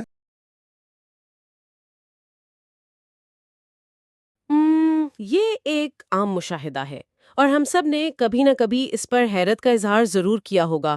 مطلب فرض کریں ایک انتہائی پڑھا لکھا اور نفیس انسان ہے جو عام زندگی میں ہر بات پوری منطق کے ساتھ کرتا ہے۔ بالکل، ایسے لوگ ہمارے ارد گرد موجود ہوتے ہیں۔ ہاں نا، لیکن جیسے ہی وہ کسی بڑے سپورٹس اسٹیڈیم میں اپنی فیوریٹ ٹیم کے لیے نعرے لگاتا ہے یا پھر کسی سیاسی ہجوم کا حصہ بنتا ہے تو وہ اچانک ایک بالکل مختلف روپ دھار لیتا ہے۔ صحیح، وہ ایک طرح سے اپنا آپ بھول جاتا ہے۔ بالکل، وہ چیخنے لگتا ہے، غیر عقلی باتیں کرتا ہے اور ایک ایسا وحشیانہ رویہ دکھاتا ہے جسے دیکھ کر یقین ہی نہیں آتا کہ یہ وہی شخص ہے۔ اور یہی وہ چیز ہے جو انسانی نفسیات کو اتنا پیچیدہ بناتی ہے۔ تو آج کے اس تفصیلی جائزے میں ہم اسی چیز کا کھوج لگانے والے ہیں۔ سگمنڈ فرائیڈ کی مشہور کتاب ماس سائیکالوجی اینڈ ادر رائٹنگز کے چوتھے حصے پر ہماری یہ گفتگو ہے، اور یہ تاریخ اور نفسیات کا ایک ایسا سنسنی خیز امتزاج ہے جو کسی جاسوسی کہانی سے کم نہیں۔ بالکل، اور آج ہم تاریخ میں بہت پیچھے جانے والے ہیں، انسانی معاشرے کی بالکل ابتدا میں۔ جی ہاں، ہمارے سننے والوں کو یاد ہوگا کہ پچھلے حصے میں ہم نے یہ سمجھا تھا کہ کس طرح ایک لیڈر لوگوں کے ذہن میں اہم آنا کے آئیڈیل یا ایگو آئیڈیل کی جگہ لے لیتا ہے۔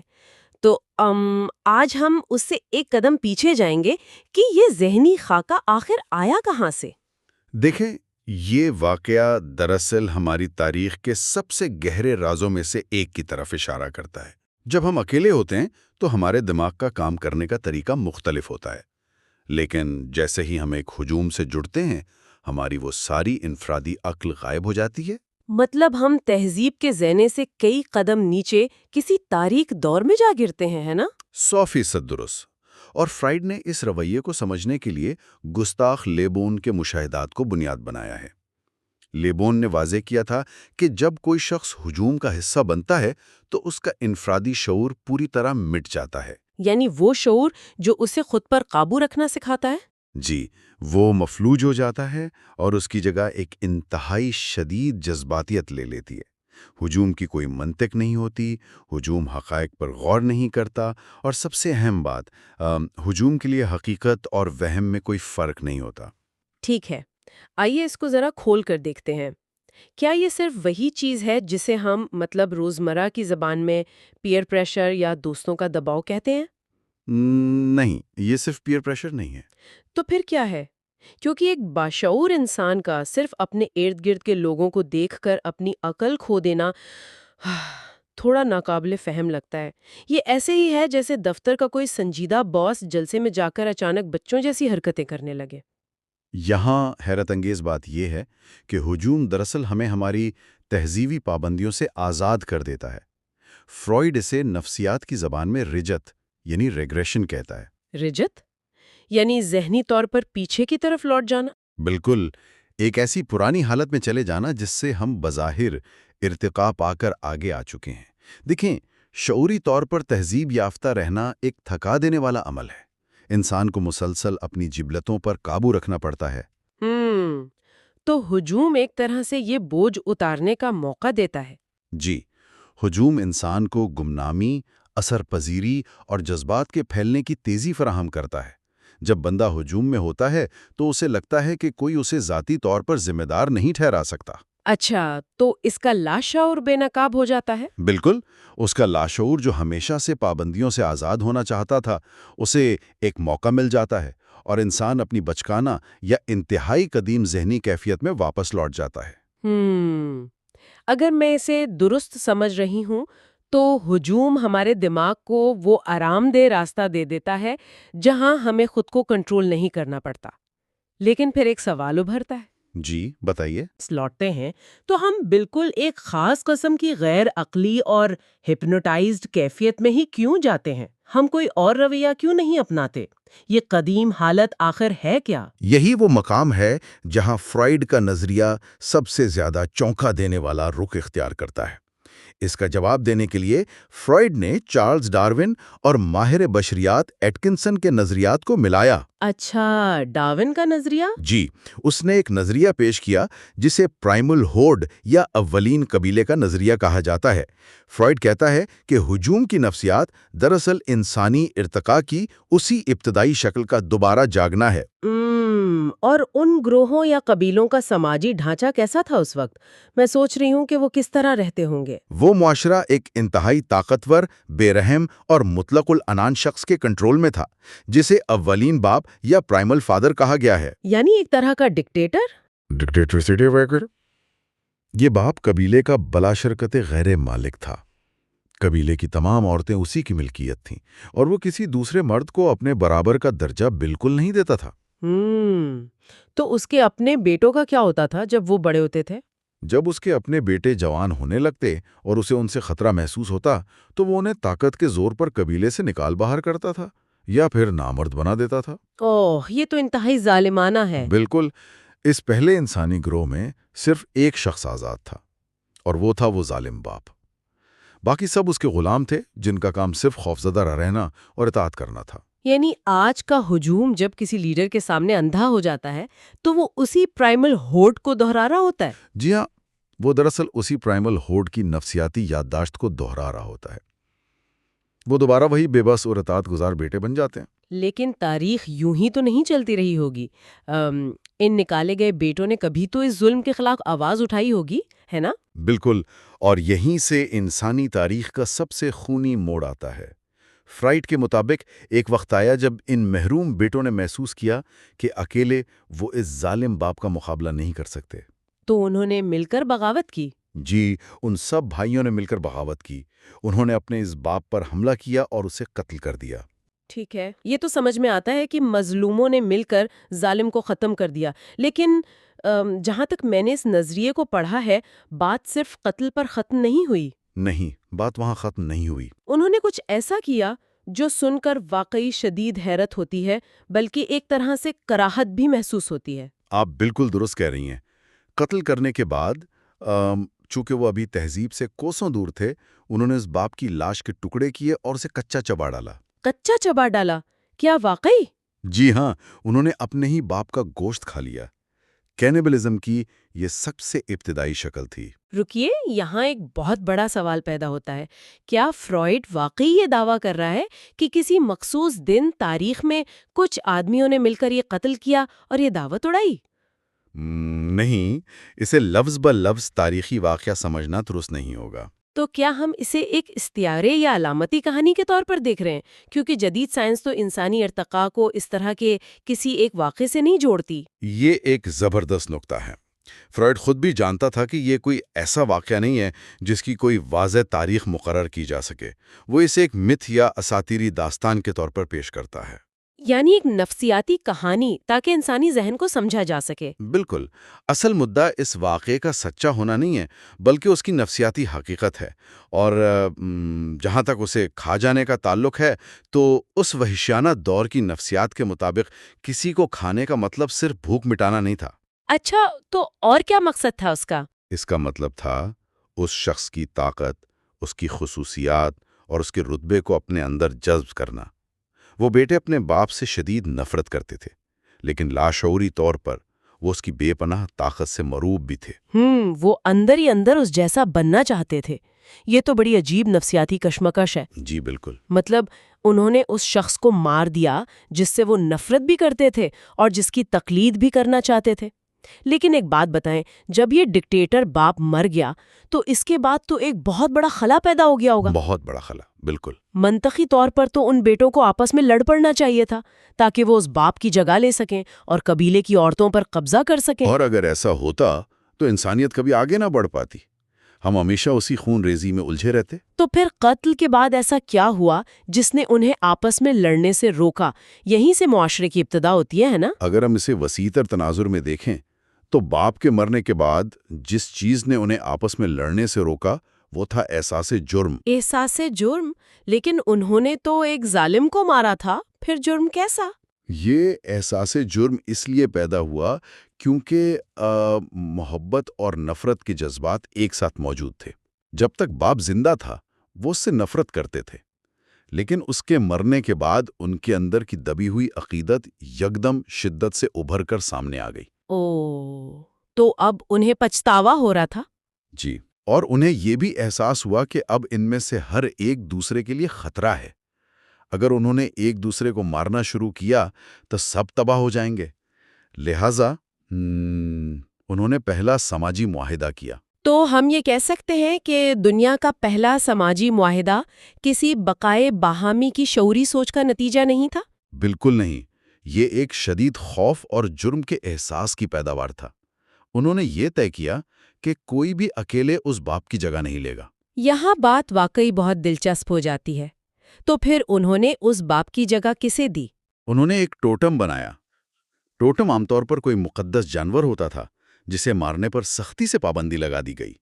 یہ ٹوٹم دراصل اس مقتول باپ کی ہی علامت تھا۔ ایک طرح سے اسے دیوتا بنا دیا۔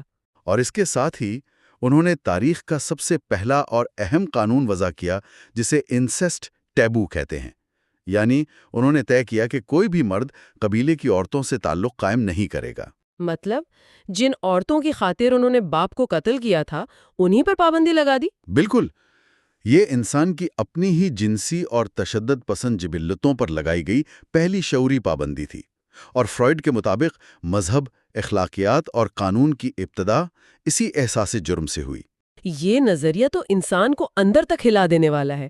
مطلب ہم اپنے جن شاندار اخلاقی اصولوں پر فخر کرتے ہیں ان سب کی بنیاد دراصل ایک قدیم خونریزی، حسد اور احساس جرم پر رکھی گئی ہے۔ ایسا ہی ہے، ہم نے قانون اس لیے نہیں بنائے کیونکہ ہم فطری طور پر اچھے تھے، بلکہ اس لیے بنائے کیونکہ ہم فطری طور پر تباہ کن تھے۔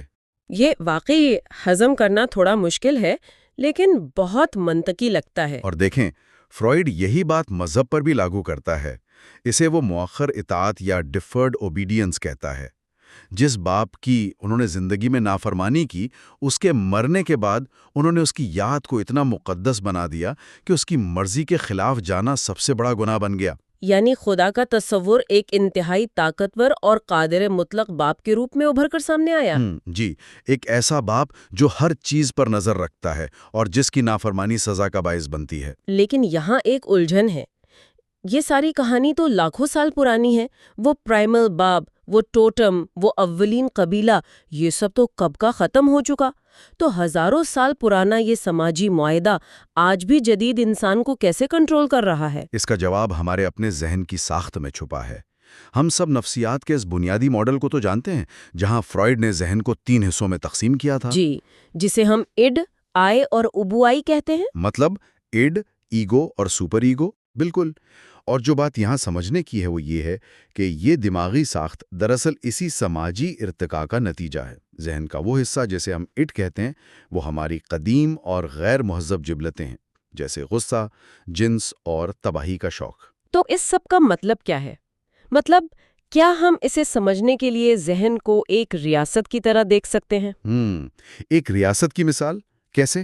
فرض کریں کہ یہ جو اٹ ہے یا ہماری قدیم جبلتیں، یہ اس ریاست کے باغی عوام ہیں۔ وہ عوام جنہیں کسی اصول کی پرواہ نہیں اور بس اپنی مرضی کرنا چاہتے ہیں۔ بالکل، یہ بہت عمدہ تشبیہ ہے۔ اور پھر اس ریاست میں جو آئی ہے یا شعوری انا، وہ اس ریاست کی حکومت ہے۔ صحیح، جو ان باغی عوام اور بیرونی دنیا کے حقائق کے درمیان توازن قائم رکھنے کی کوشش کرتی ہے۔ جی، وہ جانتی ہے کہ اگر ان عوام کی ہر بات مان لی گئی تو ریاست تباہ ہو جائے گی۔ اور پھر سب سے اہم چیز، اس ریاست میں ایک انتہائی سخت سپریم کورٹ بھی ہے جسے ہم ابوائی یا سپر ایگو کہتے ہیں۔ 100% درست۔ اور یہ سپریم کورٹ دراصل والدین اور معاشرے کے ان اصولوں پر مبنی ہے جو ہم نے اپنے اندر بسا لیے ہیں۔ یہ ہر وقت حکومت یعنی انا پر نگرانی رکھتی ہے تاکہ عوام بغاوت نہ کر دیں۔ لیکن دلچسپ بات یہ ہے کہ یہ عدالت ہمیں باہر سے کنٹرول نہیں کر رہی، یہ ہمارے اپنے ہی اندر بیٹھی ہے۔ اور یہی سب سے اہم نقطہ ہے۔ ابوائی دراصل اس اولین مقتول باپ کا ہی جدید روپ ہے۔ جب ہم اپنی کسی بری خواہش، مثلاً کسی کو نقصان پہنچانے کی جبلت کو دباتے ہیں تو بیرونی دباؤ کے بجائے ہمارا یہ اندرونی ادارہ ہمیں اندر سے شاباش دیتا ہے، جس سے ہمیں ایک فخر اور اطمینان کا احساس ہوتا ہے نا؟ بالکل۔ اور اس سے ایک اہم سوال پیدا ہوتا ہے کہ انسانوں کے اندر تباہ کن جبلتیں موجود ہیں اور تہذیب کا سارا بوجھ اس بات پر ہے کہ ہم کتنا ان جبلتوں کو دباتے ہیں۔ تو کیا اس کا مطلب یہ ہے کہ تہذیب کا حصہ ہونا ایک تکلیف دہ عمل ہے؟ جی ہاں، بالکل۔ انسان جتنا زیادہ مہذب ہوتا جائے گا اسے اتنی ہی زیادہ اپنی جبلتوں کو کچلنا پڑے گا، اور وہ جتنا اپنی جبلتوں کو دبائے گا اس کے اندر احساس جرم اور نفسیاتی الجھنیں اتنی ہی بڑھتی جائیں گی۔ معاشرہ اسی نفسیاتی جنگ کے ذریعے اپنے آپ کو قائم رکھتا ہے۔ یہ سفر واقعی بہت گہرا اور حیران کن رہا۔ ہم نے دیکھا کہ جب ہم کسی ہجوم کا حصہ بنتے ہیں تو دراصل ہم اسی پرائمل ہوڈ یا اولین قبیلے کا دوبارہ حصہ بن جاتے ہیں، جہاں ہمارا انفرادی شعور ختم ہو جاتا ہے۔ اور ہم نے یہ بھی سمجھا کہ ہماری یہ شاندار تہذیب، ہمارے اصول، دراصل ان قدیم جبلتوں اور احساس جرم کے درمیان ایک نازک سا توازن ہے۔ بالکل، تو ہم اس چوتھے حصے کی بحث کو یہیں سمیٹیں گے۔ ہمارے اس گہرے تجزیے کا اگلا اور آخری حصہ فرائیڈ کی اسی کتاب میں موجود ادر رائٹنگز پر مبنی ہوگا۔ جی، جس میں ہم خاص طور پر دی انکینی یعنی خوفناک اور پراسرار احساسات اور روزمرہ زندگی کی نفسیات کا تفصیلی جائزہ لیں گے۔ وہ حصہ بھی یقیناً بہت دلچسپ ہونے والا ہے، لیکن اس گفتگو کو ختم کرنے سے پہلے میں سننے والوں کے لیے ایک سوال چھوڑنا چاہتی ہوں۔ ذرا غور کیجیے گا اس بات پر۔ جی فرمائیے۔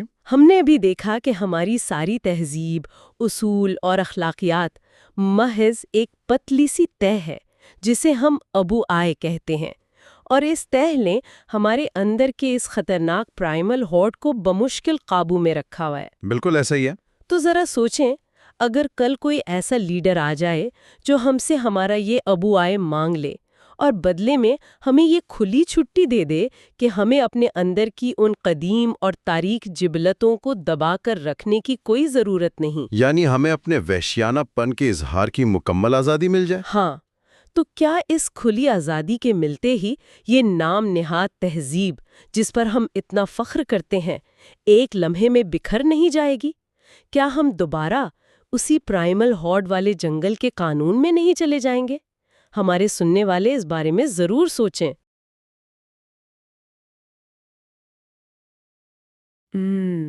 عام طور پر نا، جب انسان صبح اٹھ کر آئینے کے سامنے کھڑا ہوتا ہے تو اسے ایک بڑی جانی پہچانی، بڑی مانوس سی صورت نظر آتی ہے۔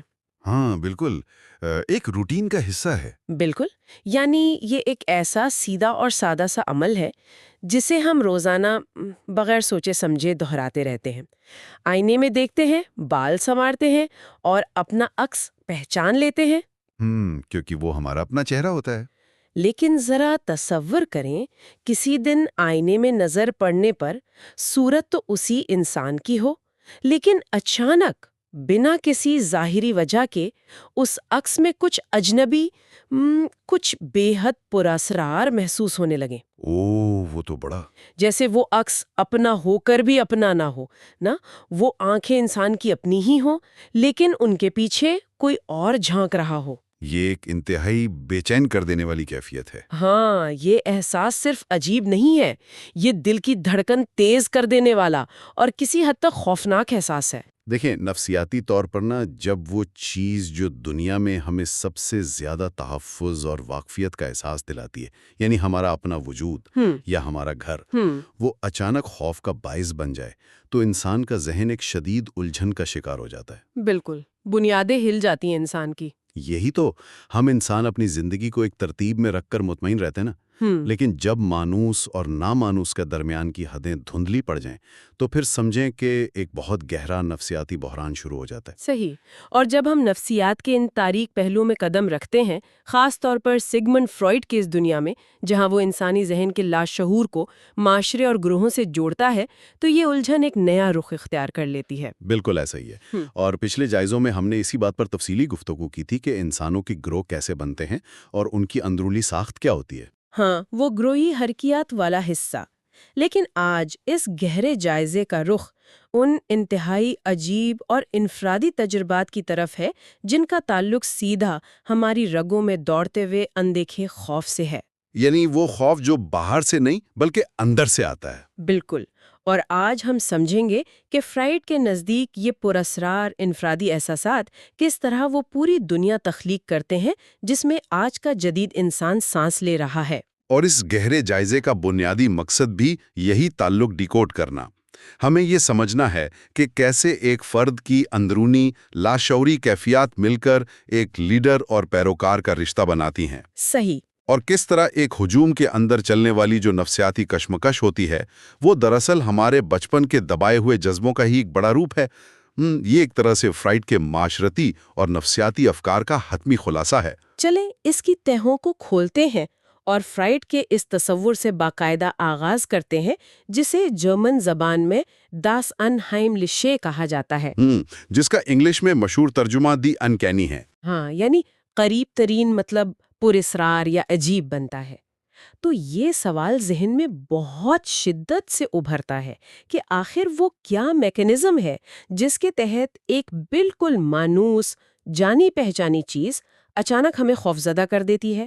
یہاں جو بات سب سے زیادہ حیران کن ہے وہ یہ ہے کہ جو لفظ ہم کسی مانوس، آرام دہ یا گھر جیسی کیفیت کے لیے استعمال کرتے ہیں نا، جیسے جرمن زبان کا لفظ ہائملش، بالکل اس لفظ کا اپنے بالکل الٹ معنی یعنی خوفناک اور اجنبی سے ایک بہت گہرا پوشیدہ تعلق ہے۔ عجیب بات ہے نا کہ ایک ہی لفظ کے اندر اتنے متضاد پہلو چھپے ہیں۔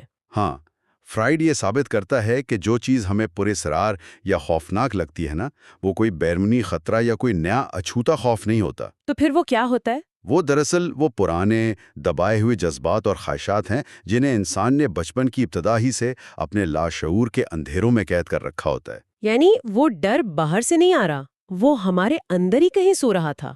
100%۔ اور جب زندگی میں کوئی بیرونی واقعہ، کوئی منظر یا کوئی جملہ ان دبی ہوئی یادوں کے تار کو چھیڑتا ہے تو وہ جاگ جاتے ہیں۔ ہاں، تو وہ مانوس چیز اچانک ایک خوفناک روپ دھار لیتی ہے۔ وہ اس لیے خوفناک نہیں لگتی کہ وہ کوئی نئی چیز ہے، بلکہ اس لیے خوفناک لگتی ہے کہ وہ بہت پرانی ہے اور ہم نے اسے زبردستی بھلا دیا تھا۔ یہ بات سن کر مجھے وہ واقعہ یاد آ رہا ہے جس کا ذکر فرائڈ کی کتاب کے حوالے سے اکثر کیا جاتا ہے۔ وہ 1926 والا واقعہ، جب فرائڈ نے ویانا میں یہودیوں کی ایک تنظیم بنائے برت سے خطاب کیا تھا۔ ہاں، وہ بنائے برت والا خطاب، وہ بہت ہی کلیدی اہمیت رکھتا ہے۔ ہاں، وہاں اس نے اپنی یہودی شناخت اور اس گروہ سے اپنے تعلق کے بارے میں کچھ ایسا کہا تھا جو بظاہر عام سی بات نہیں تھی۔ اس نے کوئی روایتی بات نہیں کی تھی۔ بالکل نہیں کی تھی۔ دیکھیں، فرائڈ جو خود کو ایک غیر مذہبی انسان مانتا تھا، جب اس تنظیم کے سامنے کھڑا ہوا تو اس نے ایک بہت غیر متوقع اعتراف کیا۔ وہ کیا تھا؟ اس نے کہا کہ جو چیز اسے اس یہودی گروہ سے جوڑتی ہے وہ کوئی مشترکہ مذہبی عقیدہ یا کوئی سطحی قومی جوش نہیں ہے۔ تو پھر کون سی چیز تھی جو اسے وہاں لے گئی؟ اس نے اسے تاریک اور غیر واضح جذباتی قوتیں قرار دیا، یعنی کچھ ایسے جذبات جنہیں الفاظ میں بیان کرنا مشکل ہے۔ ایک منٹ ذرا اس پر رکتے ہیں۔ عام طور پر تو انسان بڑے فخر سے دعویٰ کرتا ہے کہ وہ کسی بھی سیاسی، مذہبی یا سماجی گروہ کا حصہ اپنے شعوری فیصلوں اور نظریات کی بنیاد پر ہے نا؟ بالکل، ہم سب یہی دعویٰ کرتے ہیں۔ تو پھر یہ غیر واضح جذباتی قوتیں کیا ہے؟ کیا فرائڈ کا مطلب یہ تھا کہ ہم جو منطق دیتے ہیں وہ محض ایک دھوکہ ہے؟ فرائڈ کا بالکل یہی مطلب تھا۔ وہ کہتا ہے کہ انسان شعوری طور پر خود کو جتنی مرضی منطقی وجوہات دے دے، جو اصل طاقت اسے کسی گروہ یا ہجوم کا حصہ بناتی ہے نا، وہ لاشعوری ہوتی ہے۔ یعنی وہ منطق صرف خود کو تسلی دینے کے لیے ہوتی ہے؟ ہاں، اصل میں وہ اندیکھے نفسیاتی اور جذباتی رشتے ہیں جنہیں الفاظ میں بیان کرنا لگ بھگ ناممکن ہے، اور یہی وہ پراسرار انکینی احساس ہے جس کی ہم بات کر رہے تھے۔ جب انسان کسی ہجوم کا حصہ بنتا ہے تو دراصل وہ ان پرانی دبی ہوئی جذباتی قوتوں کے آگے ہتھیار ڈال رہا ہوتا ہے۔ تو اس کا مطلب ہے کہ یہ کیفیت بالکل ایسی ہی ہے جیسے کوئی انسان اپنے ہی گھر میں بیٹھا ہو، ان چار دیواریوں کے بیچ جنہیں وہ اپنی پناہ گاہ سمجھتا ہے۔ لیکن اچانک اسے وہاں گھٹن اور اجنبیت محسوس ہونے لگے، کیونکہ وہ گروہ، چاہے وہ کوئی سیاسی جماعت ہو یا کوئی قبیلہ، اسے دنیا سے تحفظ تو دیتا ہے، بالکل دیتا ہے، لیکن ساتھ ہی اس کے اندر کا لاشعور کچھ ایسی پرانی دبی ہوئی وحشتوں کو بیدار کر دیتا ہے جن سے وہ بچنا چاہ رہا تھا۔ کیا میں اسے صحیح سمجھ رہی ہوں؟ آپ بالکل صحیح سمجھ رہی ہیں، اور یہی ایک ہجوم کا سب سے خطرناک اور دلچسپ پہلو ہے۔ ہجوم فرد کو وہ تحفظ فراہم کرتا ہے جس کی اسے ایک نامعلوم خوف کے تحت ضرورت ہوتی ہے۔ صحیح۔ لیکن بدلے میں وہ اس انسان سے اس کی انفرادی پہچان، اس کا شعور اور اس کی عقل چھین لیتا ہے۔ اب یہاں آ کر بات واقعی بہت دلچسپ ہو جاتی ہے۔ یعنی یہ سوال اٹھتا ہے کہ اگر یہ تاریک جذباتی قوتیں انفرادی سطح پر اتنی طاقتور ہیں تو یہ کس طرح ایک پورے کے پورے ہجوم یا ماس کو کنٹرول کرتی ہیں؟ یہ ایک بہت اہم سوال ہے۔ یعنی مختلف پس منظر اور مختلف سوچ رکھنے والے ہزاروں لوگ جب ایک ہجوم بنتے ہیں تو ایک جیسا برتاؤ کیوں کرتے ہیں؟ ان سب کو کون سی چیز ایک لڑی میں پروتی ہے؟ اس میکینزم کو سمجھنے کے لیے ہمیں ہجوم کے مرکز کی طرف دیکھنا ہوگا، اور وہ مرکز ہے لیڈر۔ لیڈر؟ ہاں، فرائیڈ نے انسانی ہجوم کی نفسیات کو سمجھنے کے لیے دو انتہائی منظم اور طاقتور اداروں کی مثال دی ہے، ایک چرچ اور دوسری فوج یعنی آرمی۔ بظاہر تو یہ دونوں بہت مختلف ادارے ہیں، ایک مذہب سے جڑا ہے، دوسرا جنگ سے۔ بالکل، لیکن فرائیڈ کہتا ہے کہ ان دونوں کی بنیاد ان کی پوری ساخت ایک بہت بڑے وہم پر کھڑی ہے، جسے انگریزی میں ایلیوژن کہتے ہیں۔ یہ کیسا وہم ہے؟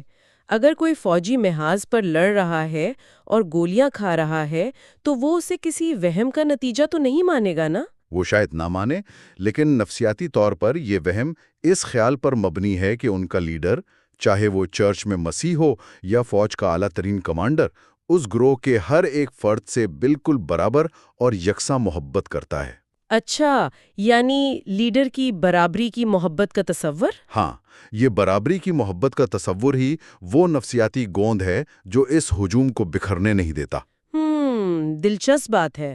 جب ہر سپاہی یا ہر پیروکار یہ مان لیتا ہے کہ لیڈر اس سے اتنی ہی محبت کرتا ہے جتنی ساتھ والے سے، تو وہ اپنے ارد گرد موجود باقی تمام لوگوں کو اپنا ہم پلہ، اپنا بھائی اور اپنا ساتھی مان لیتا ہے۔ یعنی جو عام انسانوں کے درمیان حسد ہوتا ہے یا مقابلہ ہوتا ہے وہ ختم ہو جاتا ہے۔ وہ مستقل ختم نہیں ہوتا، لیکن اس لیڈر کی محبت کے سائے تلے عارضی طور پر دب ضرور جاتا ہے۔ اس تصور کو سن کر مجھے فرائیڈ کے متن میں موجود ایک بہت کمال کی مثال یاد آ رہی ہے۔ ایک خاص قسم کی شیشے کی بوتل ہوتی ہے جسے بولونا فلاسک کہا جاتا ہے۔ ہاں، بولونا فلاسک، بالکل، بڑی زبردست مثال ہے وہ۔ ہاں نا، اس بوتل کی خاصیت یہ ہے کہ اس کا نچلا حصہ اتنا سخت ہوتا ہے کہ انسان اس پر ہتھوڑا بھی مارے تو وہ نہیں ٹوٹے گی۔ لیکن اس بوتل کی گردن میں اس کے اوپری حصے میں ایک خامی ہوتی ہے۔ اگر کوئی اس کی گردن کو اندر سے ذرا سا کھرچ دے یا معمولی سی چوٹ لگائے تو پوری کی پوری بوتل 1 سیکنڈ سے بھی کم وقت میں ریت کے ذروں کی طرح بکھر کر ریزہ ریزہ ہو جاتی ہے۔ اور ہجوم کی نفسیات میں لیڈر کی اہمیت بالکل اس بولونا فلاسک کی گردن جیسی ہی ہے۔ کیا گروہ میں بھی جب لیڈر سے محبت کا یہ رشتہ ٹوٹتا ہے تو ایسا ہی ہوتا ہے؟ ہجوم بھی ریت کی طرح بکھر جاتا ہے؟ 100%۔ جب تک لیڈر کی محبت کا وہم سلامت ہے نا، وہ فوج یا گروہ ہتھوڑے کی ضربیں بھی سہ لے گا، لیکن جب وہ وہم ٹوٹتا ہے تو جو تباہی آتی ہے اسے ہم نفسیات اور عسکری زبان میں پینک یا بھگدڑ کہتے ہیں۔ یعنی پینک کسی بیرونی خطرے سے نہیں ہوتا؟ یہی تو فرائیڈ اس بات پر زور دیتا ہے کہ بھگدڑ کبھی بھی کسی بیرونی خطرے کی شدت کی وجہ سے نہیں مچتی۔ فوجیں تو موت کے سامنے بھی ڈٹ جاتی ہیں۔ تو پھر یہ پینک کیوں ہوتا ہے؟ اگر دشمن کا خوف نہیں ہے تو وہ کون سی چیز ہے جو اچانک ایک انتہائی منظم فوج کو ایک بے ہنگم ہجوم میں بدل دیتی ہے؟ پینک اس وقت ہوتا ہے جب وہ اندرونی نفسیاتی رشتے ٹوٹ جاتے ہیں جو ان افراد کو آپس میں جوڑے ہوئے تھے۔ فرائیڈ ان رشتوں کو لیبیڈنل ٹائز کا نام دیتا ہے۔ ذرا رکیں، جب ہم فرائیڈ کے حوالے سے لیبیڈو یا لیبیڈنل کا لفظ سنتے ہیں تو عام طور پر ذہن فوراً کسی جنسی کشش یا رومانی تعلق کی طرف جاتا ہے نا؟ ہاں، یہ ایک بہت عام غلط فہمی ہے۔ ظاہر ہے، ایک منظم فوج میں سپاہیوں کے درمیان یہ رومانی تعلق تو نہیں ہوتا، تو یہ لیبیڈنل ٹائز یہاں کیسے کام کر رہی ہیں؟ یہ بات سننے والوں کے لیے واضح کرنا بہت ضروری ہے۔ یہ بہت اہم نقطہ اٹھایا آپ نے۔ فرائیڈ نے لیبیڈو کی جو تعریف کی تھی وہ محض جسمانی کشش تک محدود نہیں تھی۔ تو پھر اس کا دائرہ کتنا وسیع ہے؟ فرائیڈ کے نزدیک لیبیڈو وہ بنیادی توانائی ہے، وہ لائف فورس ہے جو انسانوں کو ایک دوسرے کے قریب لاتی ہے اور بقا کی طرف لے جاتی ہے۔ یعنی زندگی کی قوت؟ بالکل۔ اور جب یہ توانائی اپنی خام شکل سے نکل کر ایک اعلیٰ مقصد جیسے وطن کی محبت یا ساتھیوں کی جان بچانے کے جذبے میں تبدیل ہو جاتی ہے تو اسے نفسیات کی زبان میں سبلیمیشن کہتے ہیں۔ اچھا، تو یہ جذبات دراصل سبلیمیشن کا نتیجہ ہے؟ ہاں، بس فوجیوں کے درمیان جو انتہائی گہری دوستی اور جان قربان کر دینے والا جذبہ ہوتا ہے نا، فرائڈ کے مطابق وہ بھی اسی لبرل توانائی کی ایک بدلی ہوئی خالص شکل ہے۔ اور جب لیڈر پر سے اعتماد اٹھتا ہے تو یہ توانائی بکھر جاتی ہے۔ جی، ہر شخص دوسرے کو چھوڑ کر صرف اپنی جان بچانے کی فکر میں اندھا ہو جاتا ہے، کیونکہ انہیں آپس میں جوڑنے والا مشترکہ مرکز ختم ہو چکا ہوتا ہے۔ یہ تو ایک پوری عمارت کے زمین بوس ہونے کا منظر ہے۔ انتہائی خوفناک ہوتا ہے یہ۔ لیکن یہ بات انسان کو سوچنے پر مجبور کر دیتی ہے کہ اگر ایک لیڈر کی مسلط کردہ محبت اور ایک باپ جیسے رہنما کی ضرورت ہمارے معاشرے کے لیے اتنی ہی اہم ہے، تو انسانی تاریخ میں اس کا آغاز کیسے ہوا؟ ہم انسان اس حد تک کسی کے محتاج کیوں ہیں کہ ہمیں ایک خیالی لیڈر یا باپ کی ضرورت پڑتی ہے؟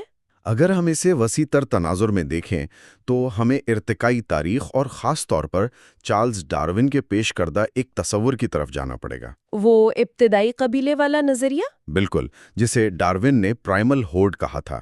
فرائڈ نے اس نظریے کو لے کر انسانی نفسیات کی بنیادوں کو سمجھانے کی کوشش کی ہے۔ تو یہ پرائمل ہوڈ یا ابتدائی قبیلے کی کہانی کیا تھی؟ تصور کریں کہ انسانی تاریخ کے بالکل آغاز میں ایک قبیلہ تھا جس کا سربراہ ایک انتہائی طاقتور اور ظالم باپ تھا۔ تمام وسائل پر اس اکیلے کا قبضہ تھا اور وہ اپنے ہی بیٹوں پر ظلم کرتا تھا اور انہیں طاقت سے محروم رکھتا تھا۔ ایک طرح کی مکمل آمیریت تھی۔ ہاں، مکمل آمریت۔ پھر ایک دن ایسا آیا کہ ان مظلوم بیٹوں نے مل کر بغاوت کی اور اس طاقتور باپ کو قتل کر دیا۔ بظاہر تو یہ ایک انقلاب کی کہانی لگتی ہے نا، ظالم کو مار دیا گیا تو اس کا مطلب ہے بیٹے آزاد ہو گئے اور انہیں خوشی منانی چاہیے تھی۔ اور یہیں سے انسانی نفسیات کا سب سے پیچیدہ باب شروع ہوتا ہے۔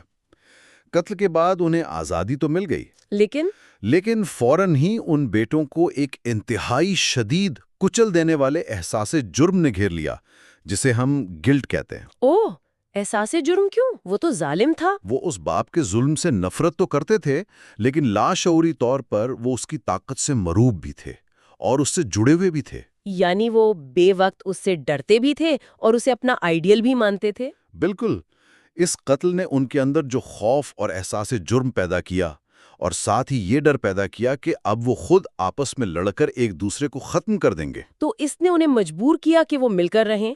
ہاں، اس نے انہیں ایک نیا حل ڈھونڈنے پر مجبور کیا۔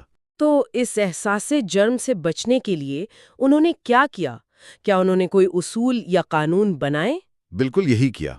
انہوں نے اس باپ کی یاد کو ایک تقدس کا درجہ دے دیا۔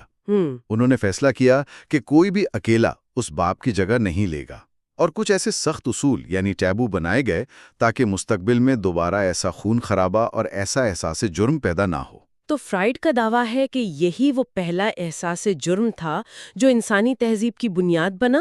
ہاں، تہذیب، قانون اور بعد ازاں مذہب کی بنیاد بھی اسی احساس جرم پر رکھی گئی۔ یہاں گفتگو کو آگے بڑھانے سے پہلے ایک بات واضح کرنا بہت ضروری ہے تاکہ کوئی غلط فہمی نہ ہو۔ جی ضرور۔ دیکھیں، فرائڈ دنیا اور انسانی تاریخ کو ہر وقت صدمے، لاشعوری خواہشات اور تاریک جذبوں کی آئینک سے دیکھتا تھا۔ بالکل، اس کا پورا فریم ورک ہی یہی تھا۔ ہاں، تو جب وہ مذہب اور انسانی عقائد کو اس نفسیاتی سانچے میں ڈال کر پرکھتا ہے تو اس کا زاویہ انتہائی متنازع ہو جاتا ہے۔ اس جائزے میں ہم صرف فرائڈ کے اس مخصوص نظریے کا تجزیہ کر رہے ہیں جو اس نے اپنی کتابوں میں پیش کیا۔ ہم کسی بھی عقیدے، مذہب یا نظریے پر کوئی حتمی فیصلہ نہیں سنا رہے۔ یہ وضاحت بہت ضروری تھی۔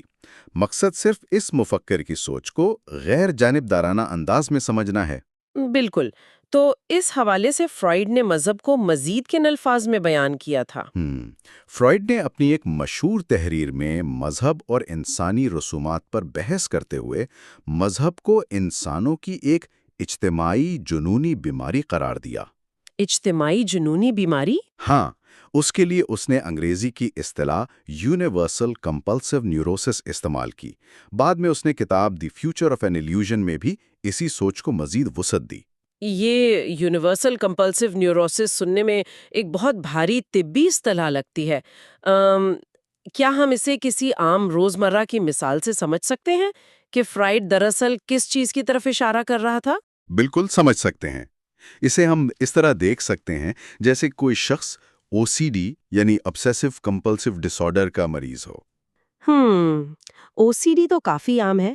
ہاں، ہم نے اکثر دیکھا ہے کہ کچھ لوگ گھر سے نکلتے وقت بار بار دروازے کا تالا چیک کرتے ہیں یا بلا وجہ بار بار ہاتھ دھوتے ہیں۔ صحیح. انہیں معلوم ہوتا ہے کہ تالا بند ہے، پھر بھی کرتے ہیں. یہی بات، انہیں معلوم ہوتا ہے لیکن ان کے اندر کا کوئی نامعلوم خوف، کوئی اندیکھی گھبراہٹ انہیں مجبور کرتی ہے کہ وہ اس عمل کو بار بار دہرائیں۔ اگر وہ ایسا نہ کریں تو انہیں شدید اذیت محسوس ہوتی ہے۔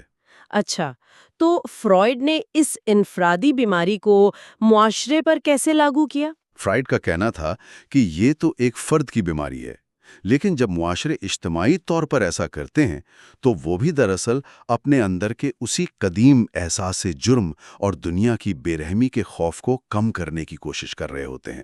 یعنی وہ جو بار بار دہرائی جانے والی مذہبی یا ثقافتی رسومات ہیں، وہ دراصل اس اندرونی گھبراہٹ کو خاموش کرانے کے لیے ہیں؟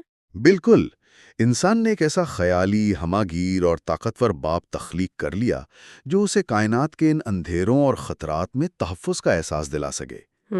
مذہبی اور ثقافتی رسمیں دراصل اسی لاشعوری گھبراہٹ کا علاج ہیں۔ تو اس سب کا آخر مطلب کیا ہے؟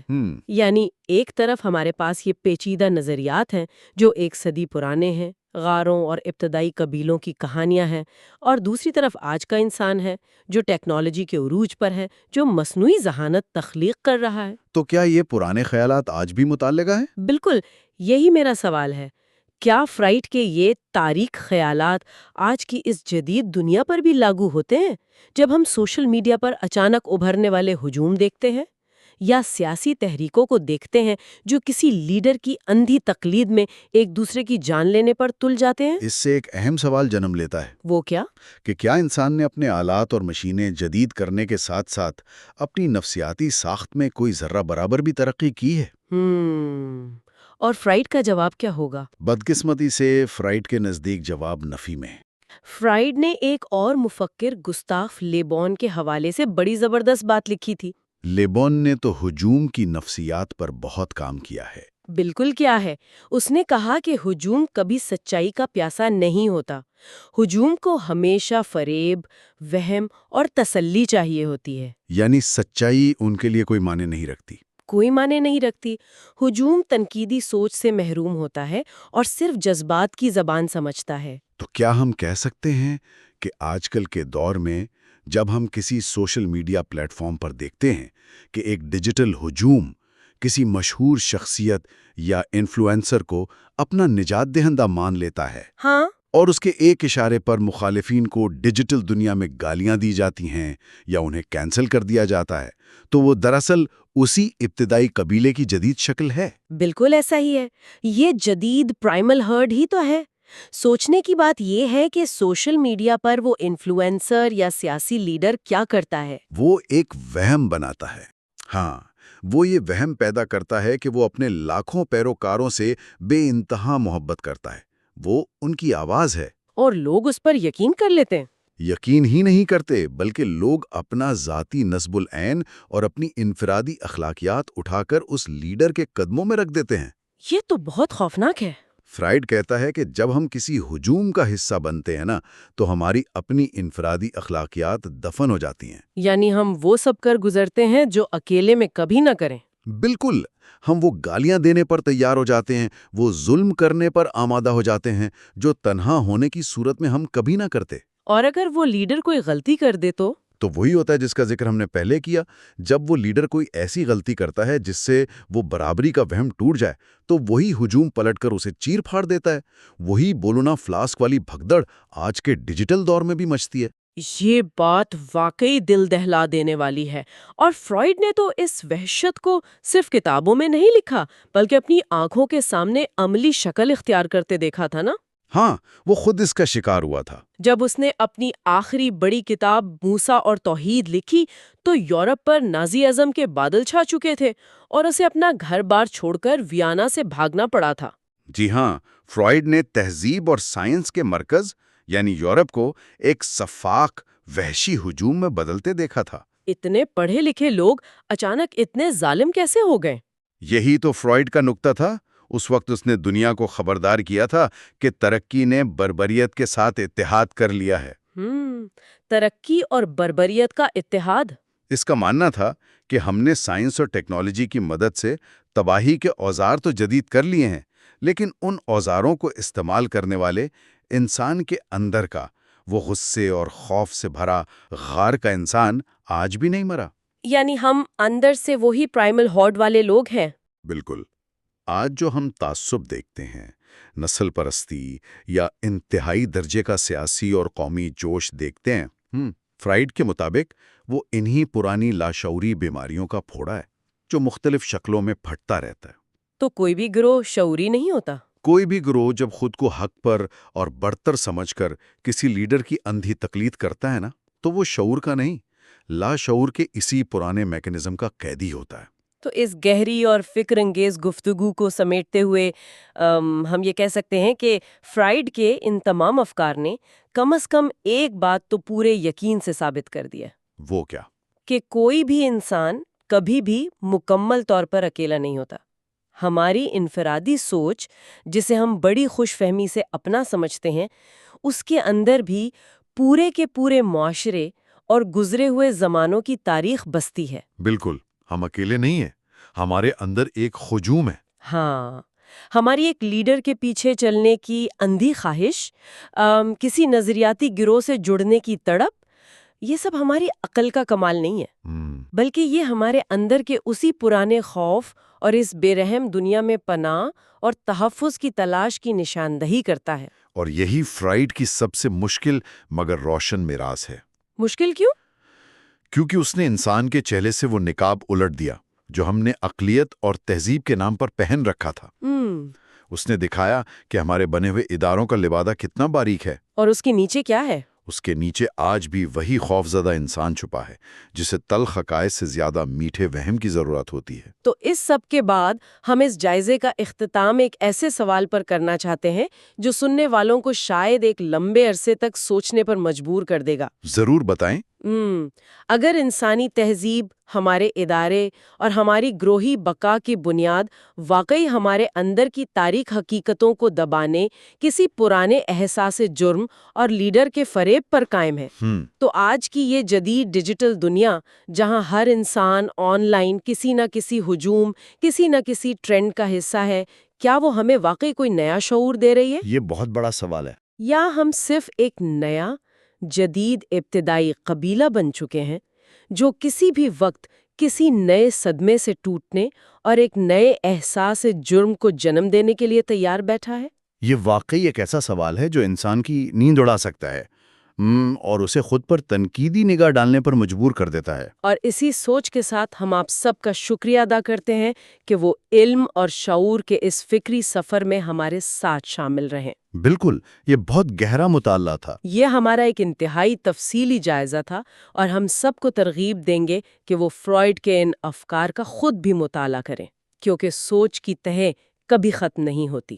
بالکل، خود پڑھنا بہت ضروری ہے۔ اور ہمیشہ یاد رکھیں، اگلی بار جب انسان آئینے میں خود کو دیکھے تو یہ ضرور سوچے کہ اس مانوس عکس کے پیچھے کتنی صدیوں کا خوف اور کتنا بڑا ہجوم چھپا بیٹھا ہے۔